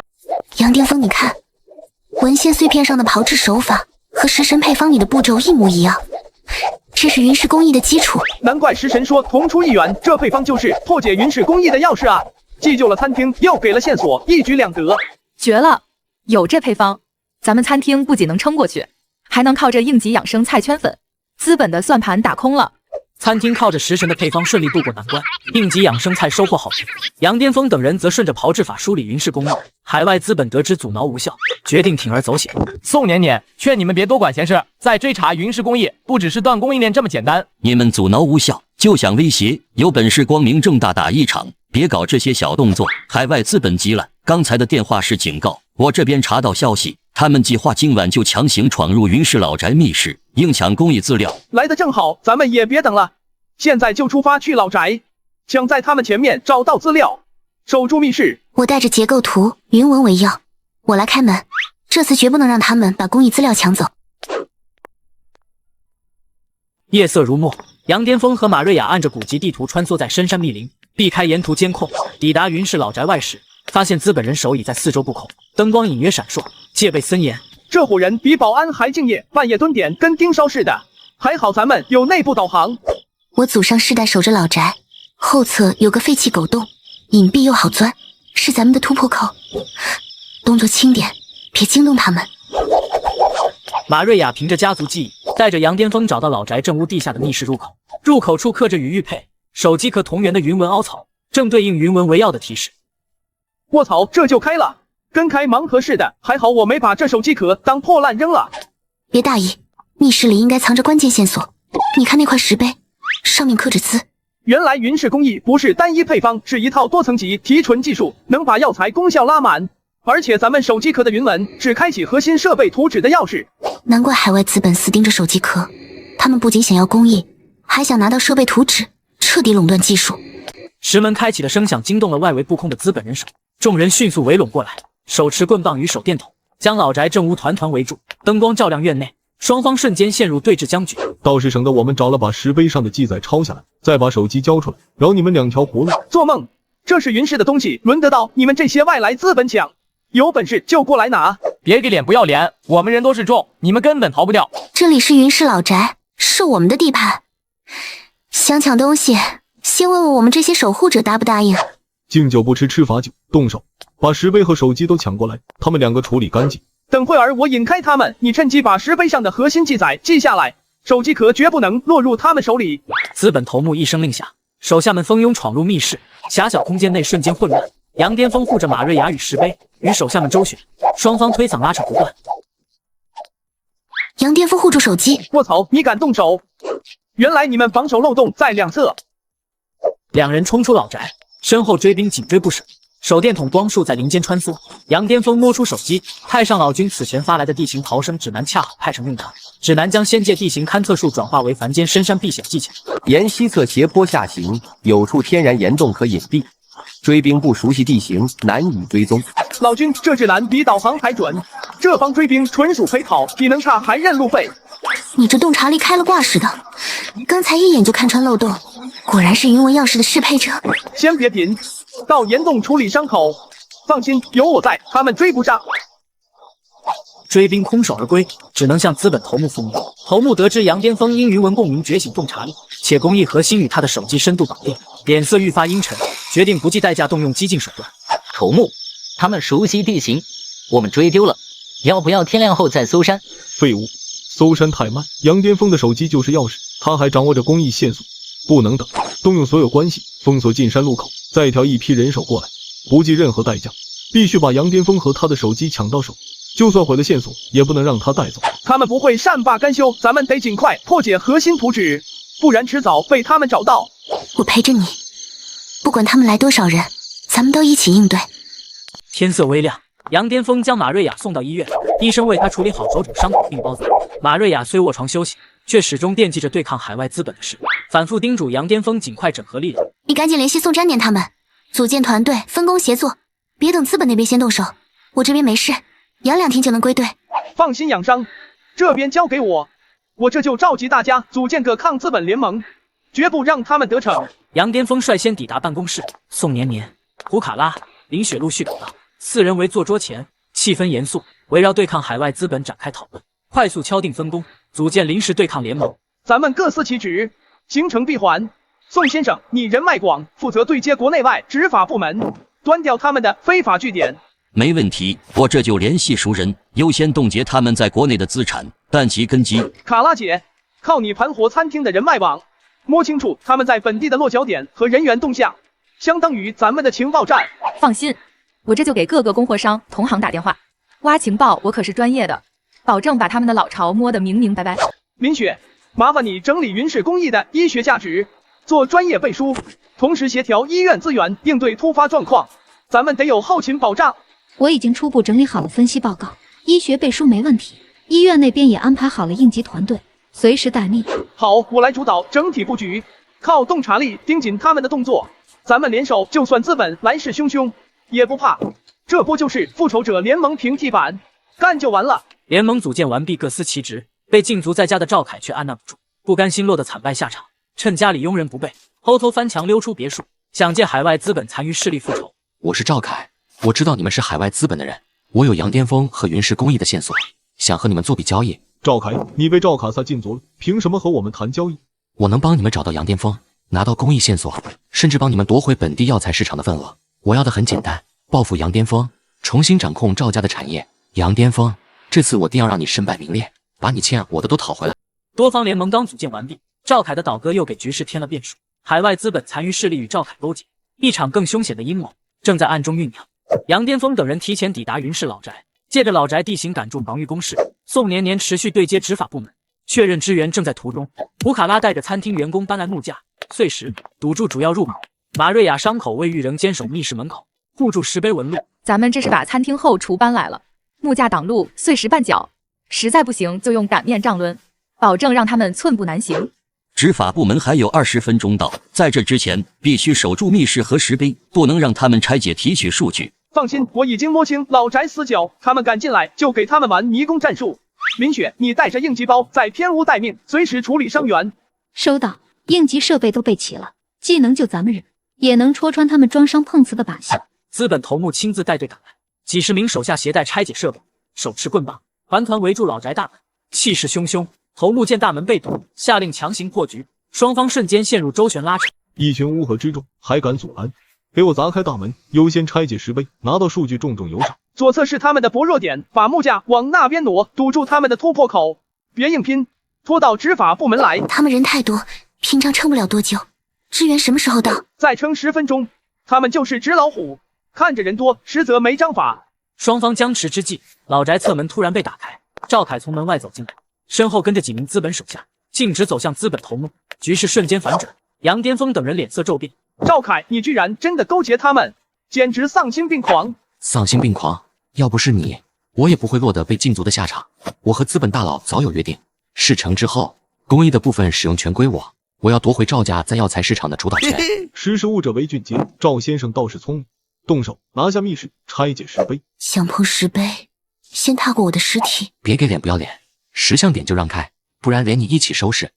赵凯倒戈后，资本手下蜂拥合围，杨巅峰等人陷入被动。资本头目直奔密室，下令手下架设拆解设备。石碑危在旦夕，杨巅峰快速做出决断，分工应对，试图拖延至支援抵达。林雪，你从偏屋后门走，把资料藏好，这是咱们的底牌，我们用陷阱拖时间，撑到执法队来。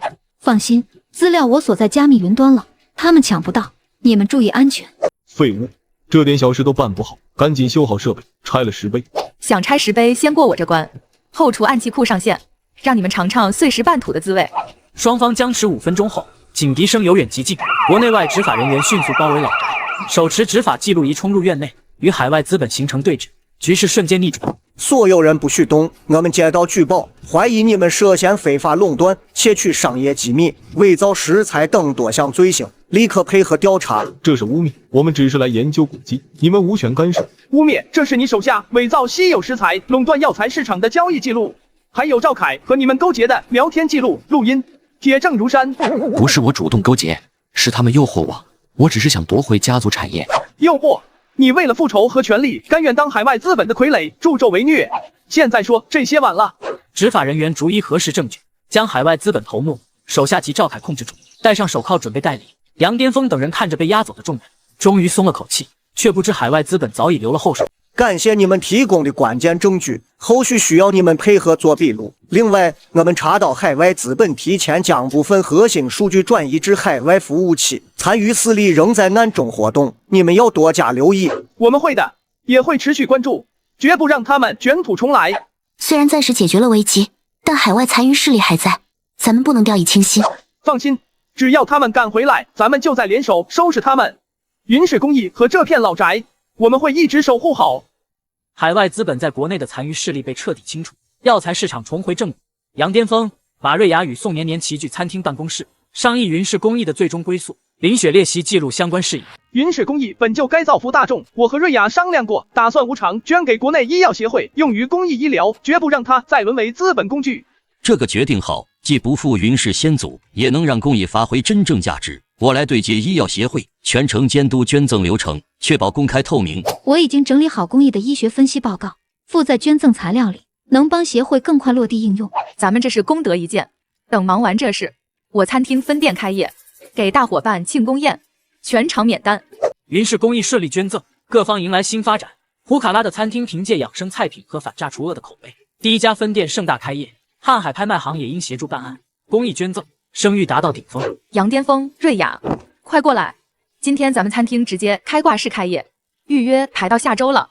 卡拉姐这人脉和手艺，开分店就是水到渠成。以后咱们的养生菜也算有云氏工艺的加持，含金量拉满。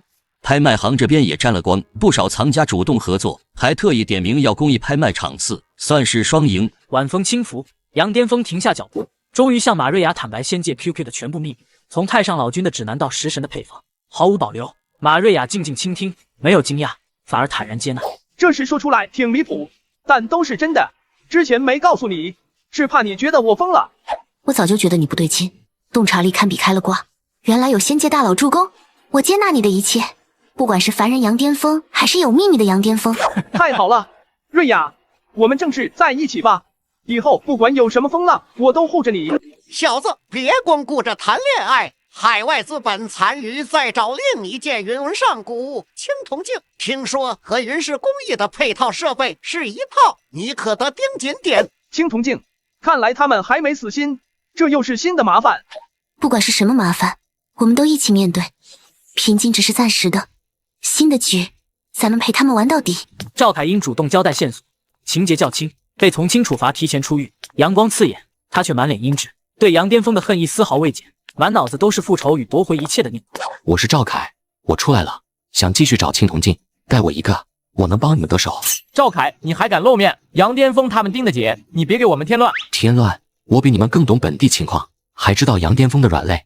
我刚查到，青铜镜大概率藏在瀚海拍卖行的藏品里，这消息够不够换合作？赵凯与资本残余联系人在茶馆包间见面，对方详细告知青铜镜的关联信息，此镜是云氏工艺配套设备的启动键。拍卖行暂未公开藏品细节，两人敲定计划，由赵凯负责潜入打探。青铜镜和云氏工艺是一套，拿到它才能启动核心设备。拍卖行安保严密，你得找个帮手，悄无声息把镜子偷出来。我心里有人选，之前帮周明轩做事的一个江湖骗子，擅长伪装开锁，只要重金砸下去，他肯定肯帮忙。这里面是定金，事成之后再给你双倍。记住，既要拿到镜子，也要毁掉杨巅峰，别让我们失望。放心，杨巅峰毁了我的一切，我定要让他尝尝身败名裂、众叛亲离的滋味。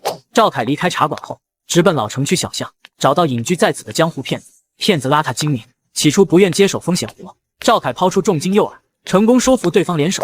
赵少爷，你都自身难保了，还来找我做买卖，我可不想沾麻烦。嫌麻烦？这里面是10万定金，事成之后再给你20万，够你潇洒好几年。就帮我潜入瀚海拍卖行，偷一件藏品。瀚海拍卖行那地方安保比银行还严，开锁容易，脱身难啊。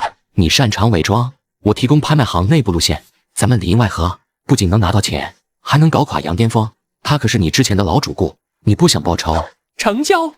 谁让钱给的足，还能报仇？说吧，具体计划是什么？我这开锁界天花板，保证帮你搞定。目标是一面云纹青铜镜，藏在拍卖行藏品库。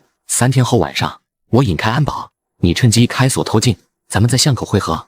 江湖骗子按着与赵凯约定，伪装成资深文物修复师，拿着伪造的推荐信混入瀚海拍卖行。他表面专注修复文物，实则眼神飘忽，暗中勘察安防布局，寻找可乘之机。李师傅，这是需要修复的青瓷碎片，麻烦您尽快处理，下周要入库盘点。放心，专业的事交给我。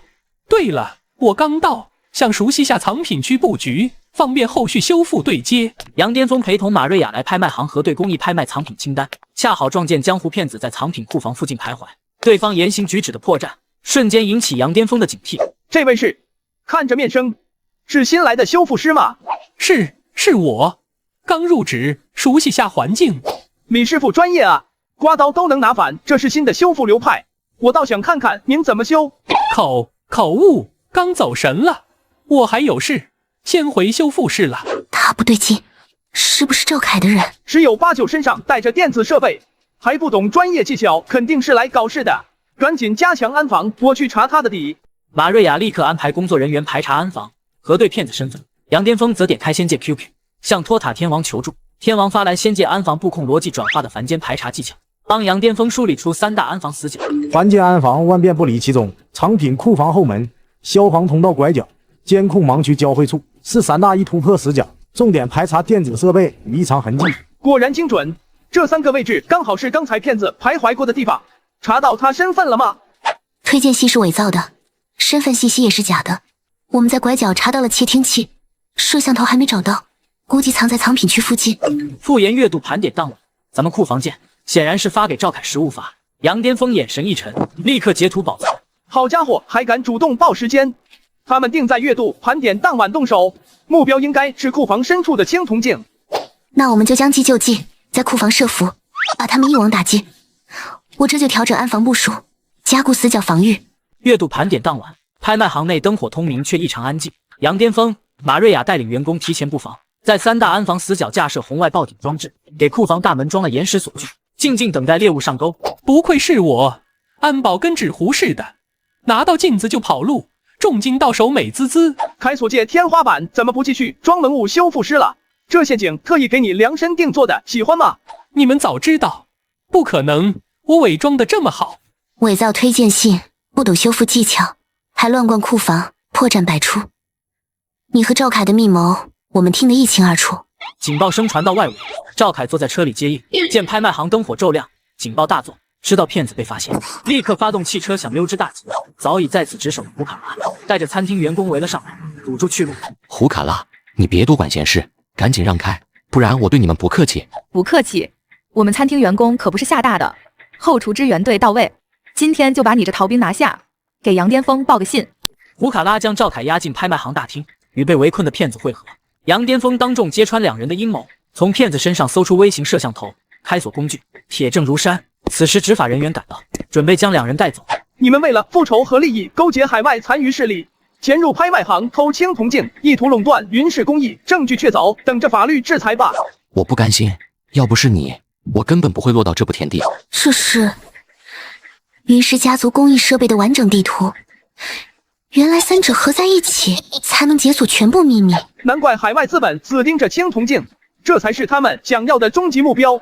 还好咱们先一步拿到，接下来就能找到核心设备，彻底守护好云氏工艺。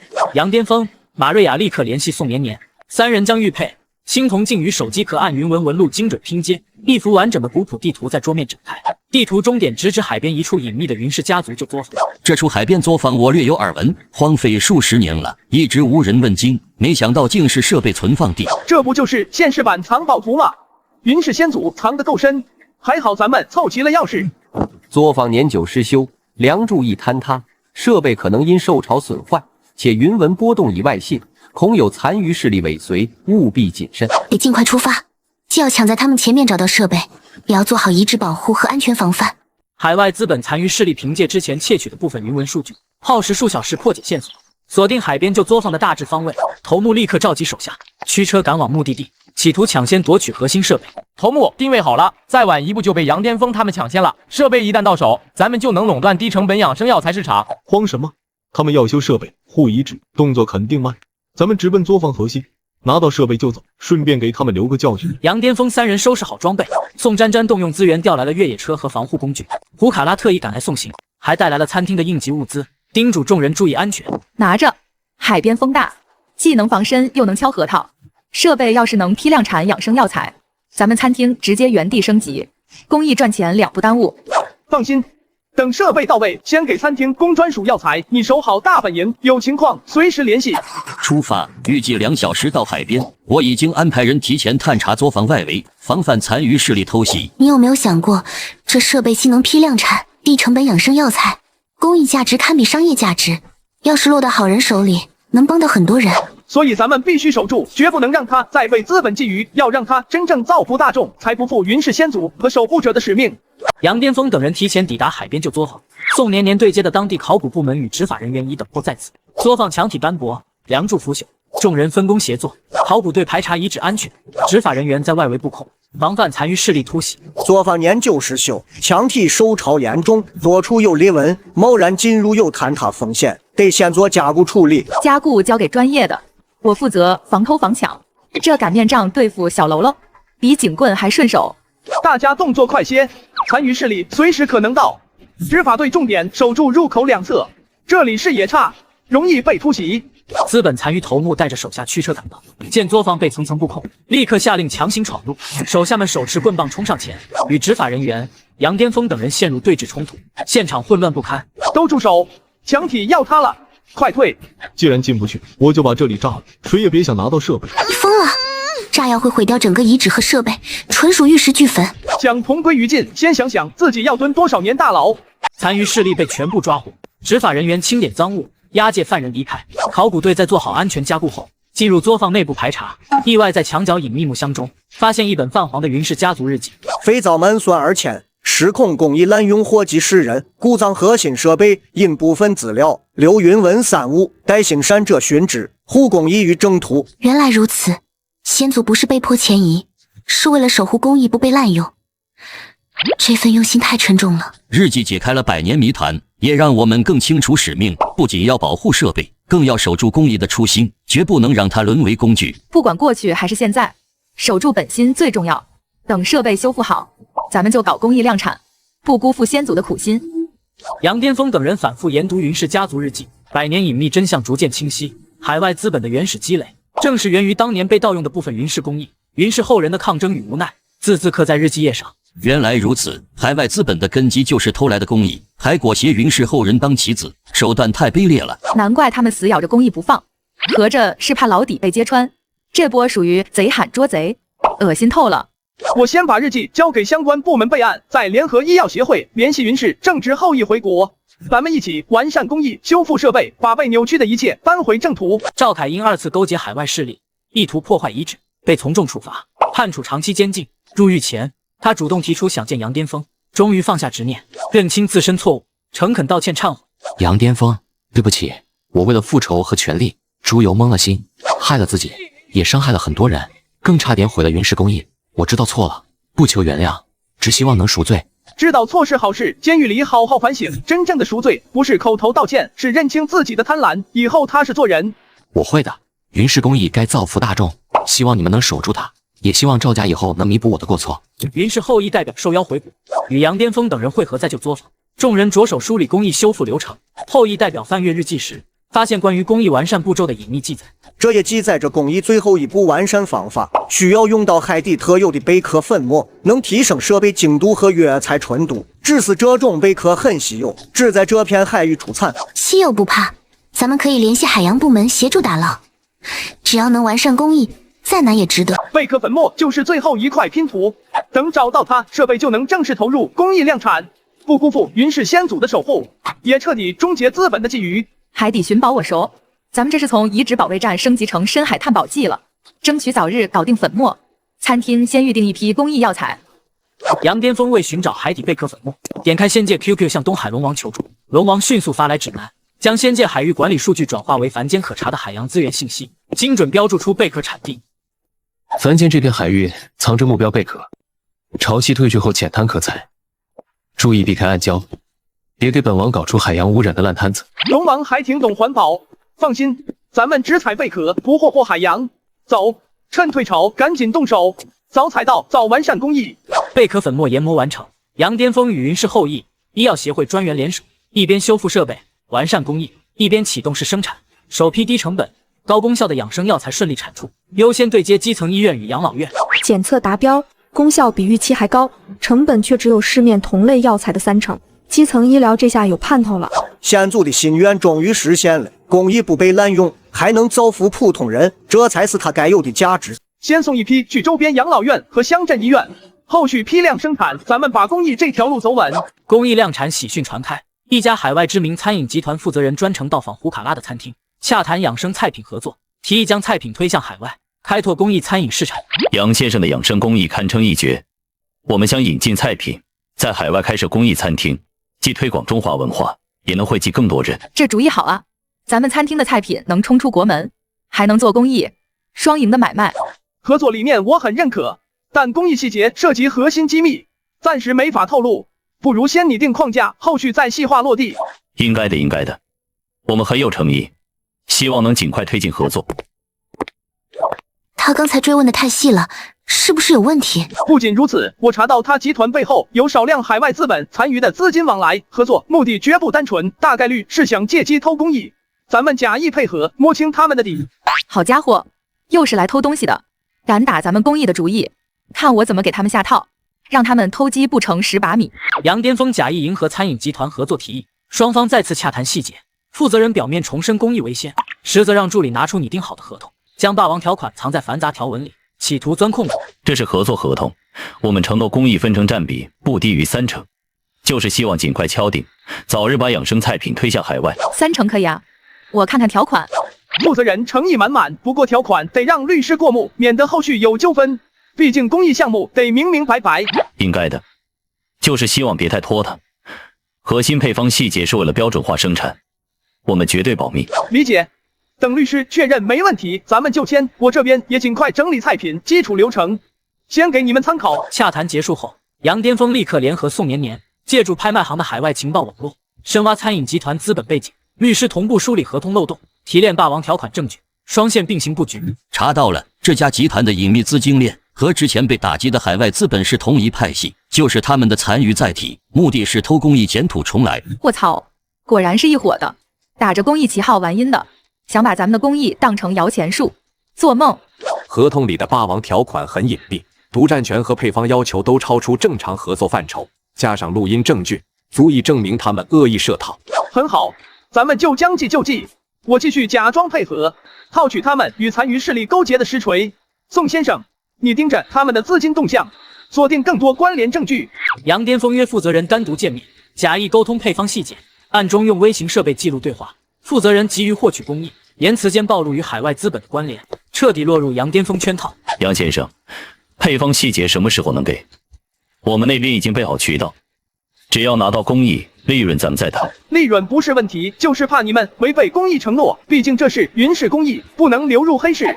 放心，我们有稳定合作方，保证物尽其用。只要你配合，后续好处少不了你的。证据到手，他们和残余势力的关联实锤了，准备收网，彻底端掉这个窝点，绝不让公益再被觊觎。合作签约仪式如期举行，宴会厅内宾客云集，媒体与公益组织代表到场见证。餐饮集团负责人衣着光鲜，满脸得意，却不知杨巅峰早已布下天罗地网。感谢杨先生信任，咱们今日签约，从此携手把公益餐饮推向全球，共创双赢。别急着签，在这之前，我得给大家看些惊喜。想必大家还不知道，这位负责人的公益全是偷公益、谋取暴利的幌子。你胡说八道，快关掉，把资料给我。不许动！我们接到举报，你涉嫌窃取商业机密，非法关联海外资本，跟我们走一趟。家人们，大型翻车现场，想打着公益旗号搞偷鸡摸狗的事，也不看看咱们是谁。负责人被押走后，宋年瞻走上台，公布该集团在海外的非法经营证据，包括资金洗钱、垄断药材市场等实锤，彻底断绝其卷土重来的可能。该集团背后残余势力已被全面锁定，海外据点也同步被查封，从此再无能力觊觎云氏公益。杨先生坚守公益初心，揭穿阴谋，我们非常敬佩。我们想邀请你合作，将养生菜品引入海外公益项目，真正惠及大众。感谢大家信任，只要是真心做公益，我都乐意合作。云氏公益本就该服务于人，这才是它的终极价值。签约仪式圆满落幕，杨巅峰拒绝了所有庆功宴，带着马瑞亚回到海边作坊，复盘整个事件。就在两人感慨之际，杨巅峰的仙界 QQ 突然震动，一条未知消息弹出：无发信人，仅8字留言。怎么了？出什么事了吗？仙界 QQ 收到一条消息，没有发信人，就8个字：信息互通，初心不忘。不知道是谁发的，也猜不透意思。会不会是仙界哪位大佬，或者还有其他知道仙界 QQ 的人？不好说。不管是谁，这句话像是提醒，也像是警告。看来咱们守护公益的路，还有未知的挑战在等着。一夜过去，杨巅峰仍对那条未知仙界消息耿耿于怀。他特意召集马瑞亚，坐在作坊工作室里，点开仙界 QQ， 将消息截图发给太上老君，寻求解读。老君阅历深，应该知道这消息的来头。无头像，无昵称，还没法回复，太诡异了。说不定真是仙界的特殊信号，毕竟 QQ 本身就不是凡物。升级或者触发新功能都有可能。太上老君结合仙界规则分析，明确这是仙界 QQ 的原始激活信号，源于杨巅峰坚守初心，用仙界资源造福凡间的举动。权限升级后能获取精准跨界信息，但也着重提醒他切勿过度依赖。此为 QQ 原始激活信号，你守公益初心，用资源济民，触发权限升级，后续可获凡间养生趋势、药材培育等精准线索，但仅限信息支持，实体介入仍禁。切记别过度依赖，丢了自身洞察力，更别被利益裹了心。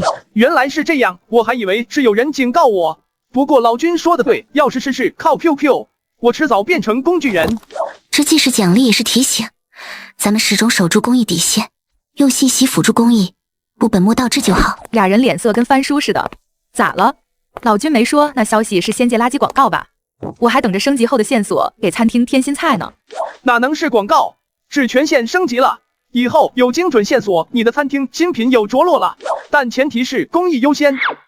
杨巅峰联系宋年年，同步 QQ 升级与老君提醒的事。几人商议时，杨巅峰的手机突然收到升级后第一条精准预测信息，为后续产业布局指明方向。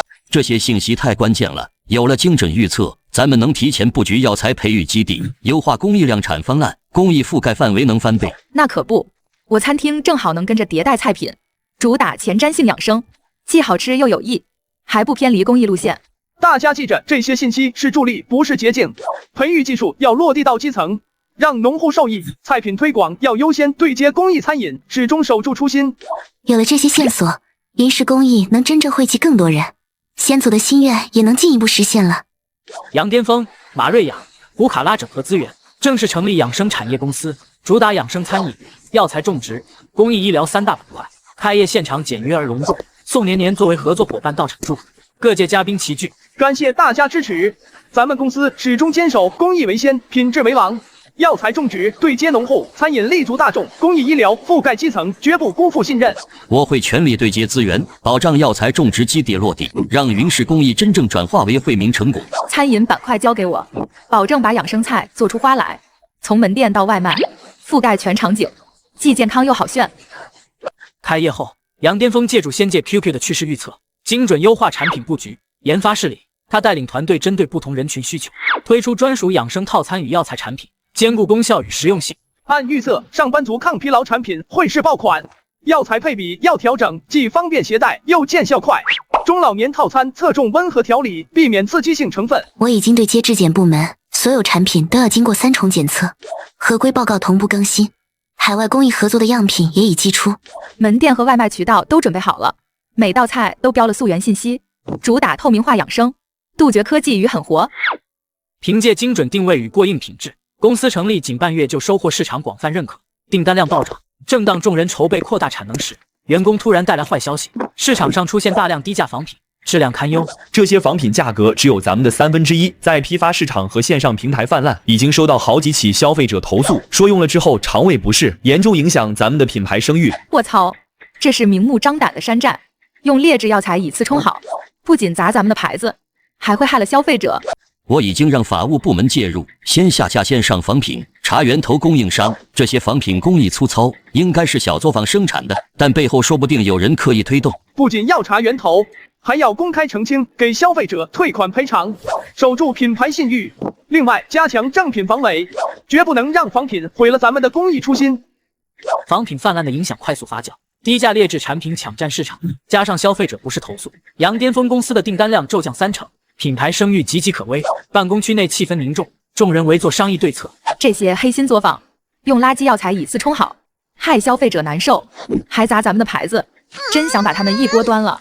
已经对接客服全力处理投诉，给不是消费者退款赔偿，但要彻底解决，必须找到仿品源头。老孙帮你摸了下底，仿品从城郊那片小作坊流出来的，背后有人撑着，一切去查，别暴露俺的身份。有线索了，宋先生，你立刻对接市场监管部门，咱们直奔城郊查封作坊。杨巅峰等人带着市场监管队员赶到城郊，找到那间隐秘小作坊。作坊内环境脏乱，堆积着劣质药材与粗糙包装，工人正在违规生产，现场人赃并获。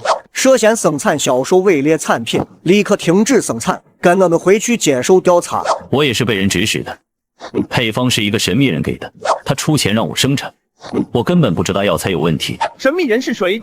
联系方式、外貌特征是什么？我知道，他每次都匿名联系，给钱就发配方，还让我留意你的公司，说要找一样特殊的通讯工具。查封作坊后，杨巅峰立刻着手挽回品牌声誉。公司举办公益品鉴会，邀请消费者代表、媒体到场，公开产品检测报告与完整生产流程，现场展示云氏工艺细节。所有正品都经过3重质检，工艺全程透明，可追溯。仿品虽低价，但用的是劣质药材，咱们绝不以次充好。也感谢大家监督。果然和仿品不一样，口感和功效都在线。之前是误会了，以后还选你们家。感谢各位老铁的信任，咱们这波是反向安利，仿品再横也干不过真品质。后续咱们还会加贴专属防伪码，杜绝山寨。杨巅峰结合小作坊负责人的模糊描述，同步调取仙界 QQ 推送的隐性线索，凭借自身洞察力逐一排查，很快锁定神秘人身份。正是之前落网海外资本头目的心腹。这人名叫陈默，是之前被抓资本头目的核心心腹，一直潜伏在本地，目的就是寻找仙界 QQ， 破解权限，夺取资源。这货是属老鼠的吧？藏得够深，难怪之前查不到踪迹，原来是在暗处憋坏招。我们已经查到他的临时落脚点，是一间隐蔽的私人工作室，大概率在里面研究破解技术。事不宜迟，咱们立刻布网，趁他还没破解成功，当场抓获，绝不能让 QQ 权限落入他手。杨巅峰与执法人员兵分两路，悄悄包围私人工作室。室内，神秘人正对着电脑，用非法技术手段破解仙界 QQ 权限，屏幕上满是代码与权限破解进度条。他在用非法入侵程序破解，目前进度刚到30%，还没成功。不许动，放下电脑，立刻投降！你们别得意，海外资本迟早会拿到 QQ 权限，垄断全球养生产业，你们根本拦不住。审讯室内，神秘人在证据面前终于松口，如实交代海外资本对仙界 QQ 的觊觎，将其视为终极资源渠道，不惜一切代价也要夺取。执法人员在其工作室搜出一份关于 QQ 起源的残缺资料。资本找 QQ 找了好几年，知道他能对接仙界资源，只要拿到权限，就能垄断养生工艺与药材，掌控全球市场。我只是奉命行事，想破解权限邀功。QQ 为信息纽带，非牟利工具，违者必遭反噬。这是关于仙界 QQ 起源的记载，提醒使用者不能用它谋私。难怪老君一直提醒我坚守初心，原来这是 QQ 的核心规则。资本妄图用它牟利，本身就是在触碰禁忌。这份资料虽残缺，但也印证了 QQ 的特殊性。咱们不仅要守住它，更要牢记警示，始终用它做公益，不越雷池。杨巅峰将那份残缺资料带回书房，反复研读，结合之前太上老君的叮嘱，越琢磨越清晰。他主动给老君发去消息，求证心中猜想，渴求完整解读 QQ 的终极意义。非牟利工具，违者必遭反噬。看来 QQ 从不是给人敛财的，只是一直没摸透它的核心用途。老君久居仙界，肯定清楚渊源。等他回复，咱们就能彻底明白，也能更坚定接下来的方向。QQ 本是两界信息纽带，非牟利利器，核心在初心与责任，让仙界之事赋能凡间进步，让凡间动态反馈仙界，双向互通，共生共荣。你守公益本心，才配逐步解锁真相。原来如此，之前我还纠结怎么用 QQ 优化产业，格局还是小了。他的使命是惠及众生，不是追求商业利益。杨巅峰立刻召集马瑞亚、胡卡拉、宋年年，宣布调整公司战略，缩减商业扩张计划，将更多资源投入公益医疗与药材种植技术推广，用 QQ 获取的仙界知识，切实提升凡间养生医疗水平。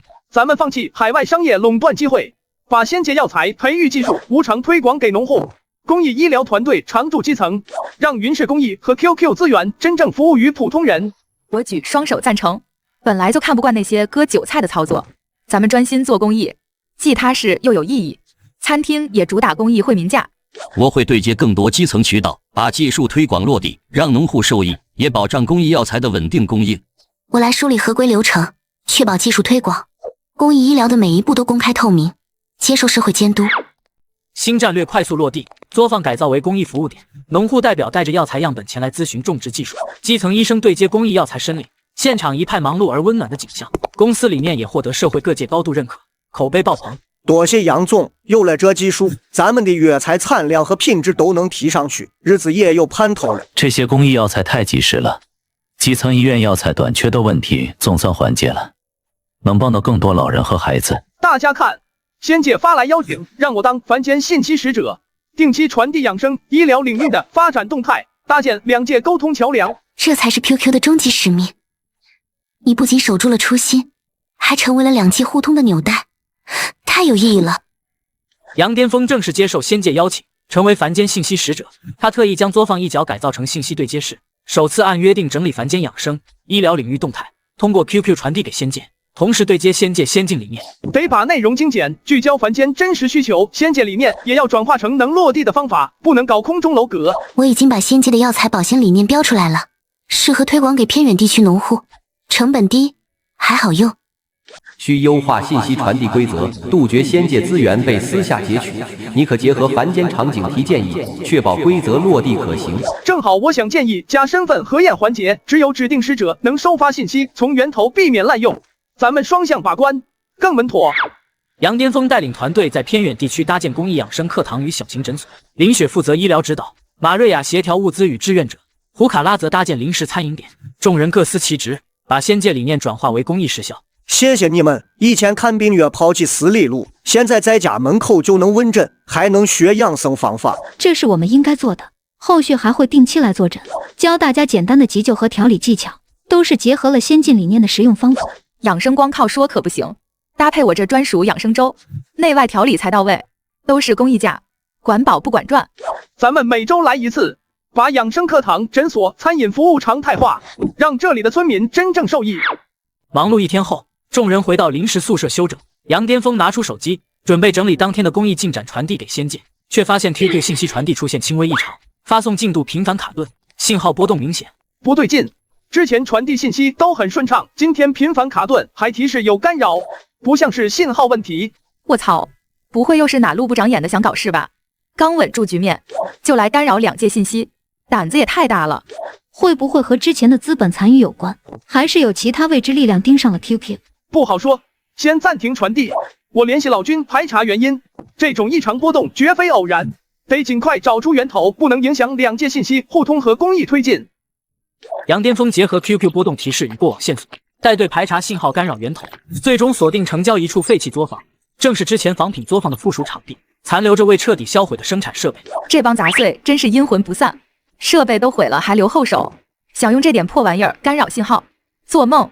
就是这东西在搞鬼，利用残留设备的频段干扰 QQ 传输，应该是海外残余最后的技术，力量在远程操控，彻底销毁设备，切断操控链路，绝不能给他们留任何翻盘的机会，守住这根两界纽带。干扰源头彻底根除，海外资本残余势力再无技术支撑，彻底退出视野。杨巅峰团队重整状态，一边推进公益事业，一边维系两界信息互通，公司步入良性发展轨道。我新研发的养生喜宴套餐，食材全是咱们公益基地种的，既健康又有面儿。你俩婚礼必须用这个。就听你的，婚礼一切从简，省下的钱全投给偏远地区的公益诊所。仙界那边也传来消息，说两界信息互通越来越顺畅，还夸咱们把理念落地的好。不久后，杨巅峰与马瑞亚在海边举行简约婚礼，亲友齐聚，宋年年主持仪式，林雪、胡卡拉各司其职，氛围温馨圆满。多年过去，养生产业公益覆盖全国，两界纽带稳定运转，一切步入正轨。你们家娃都这么大了，我这餐饮连锁公益店都开遍全国了，下次带娃来尝新菜。放心，少不了叨扰你。仙姐那边刚同步了新的养生理念，正好给你发过去。爸爸，你的手机亮了，有新消息。没事，是爸爸的一个新任务。看来这个纽带的故事还没结束。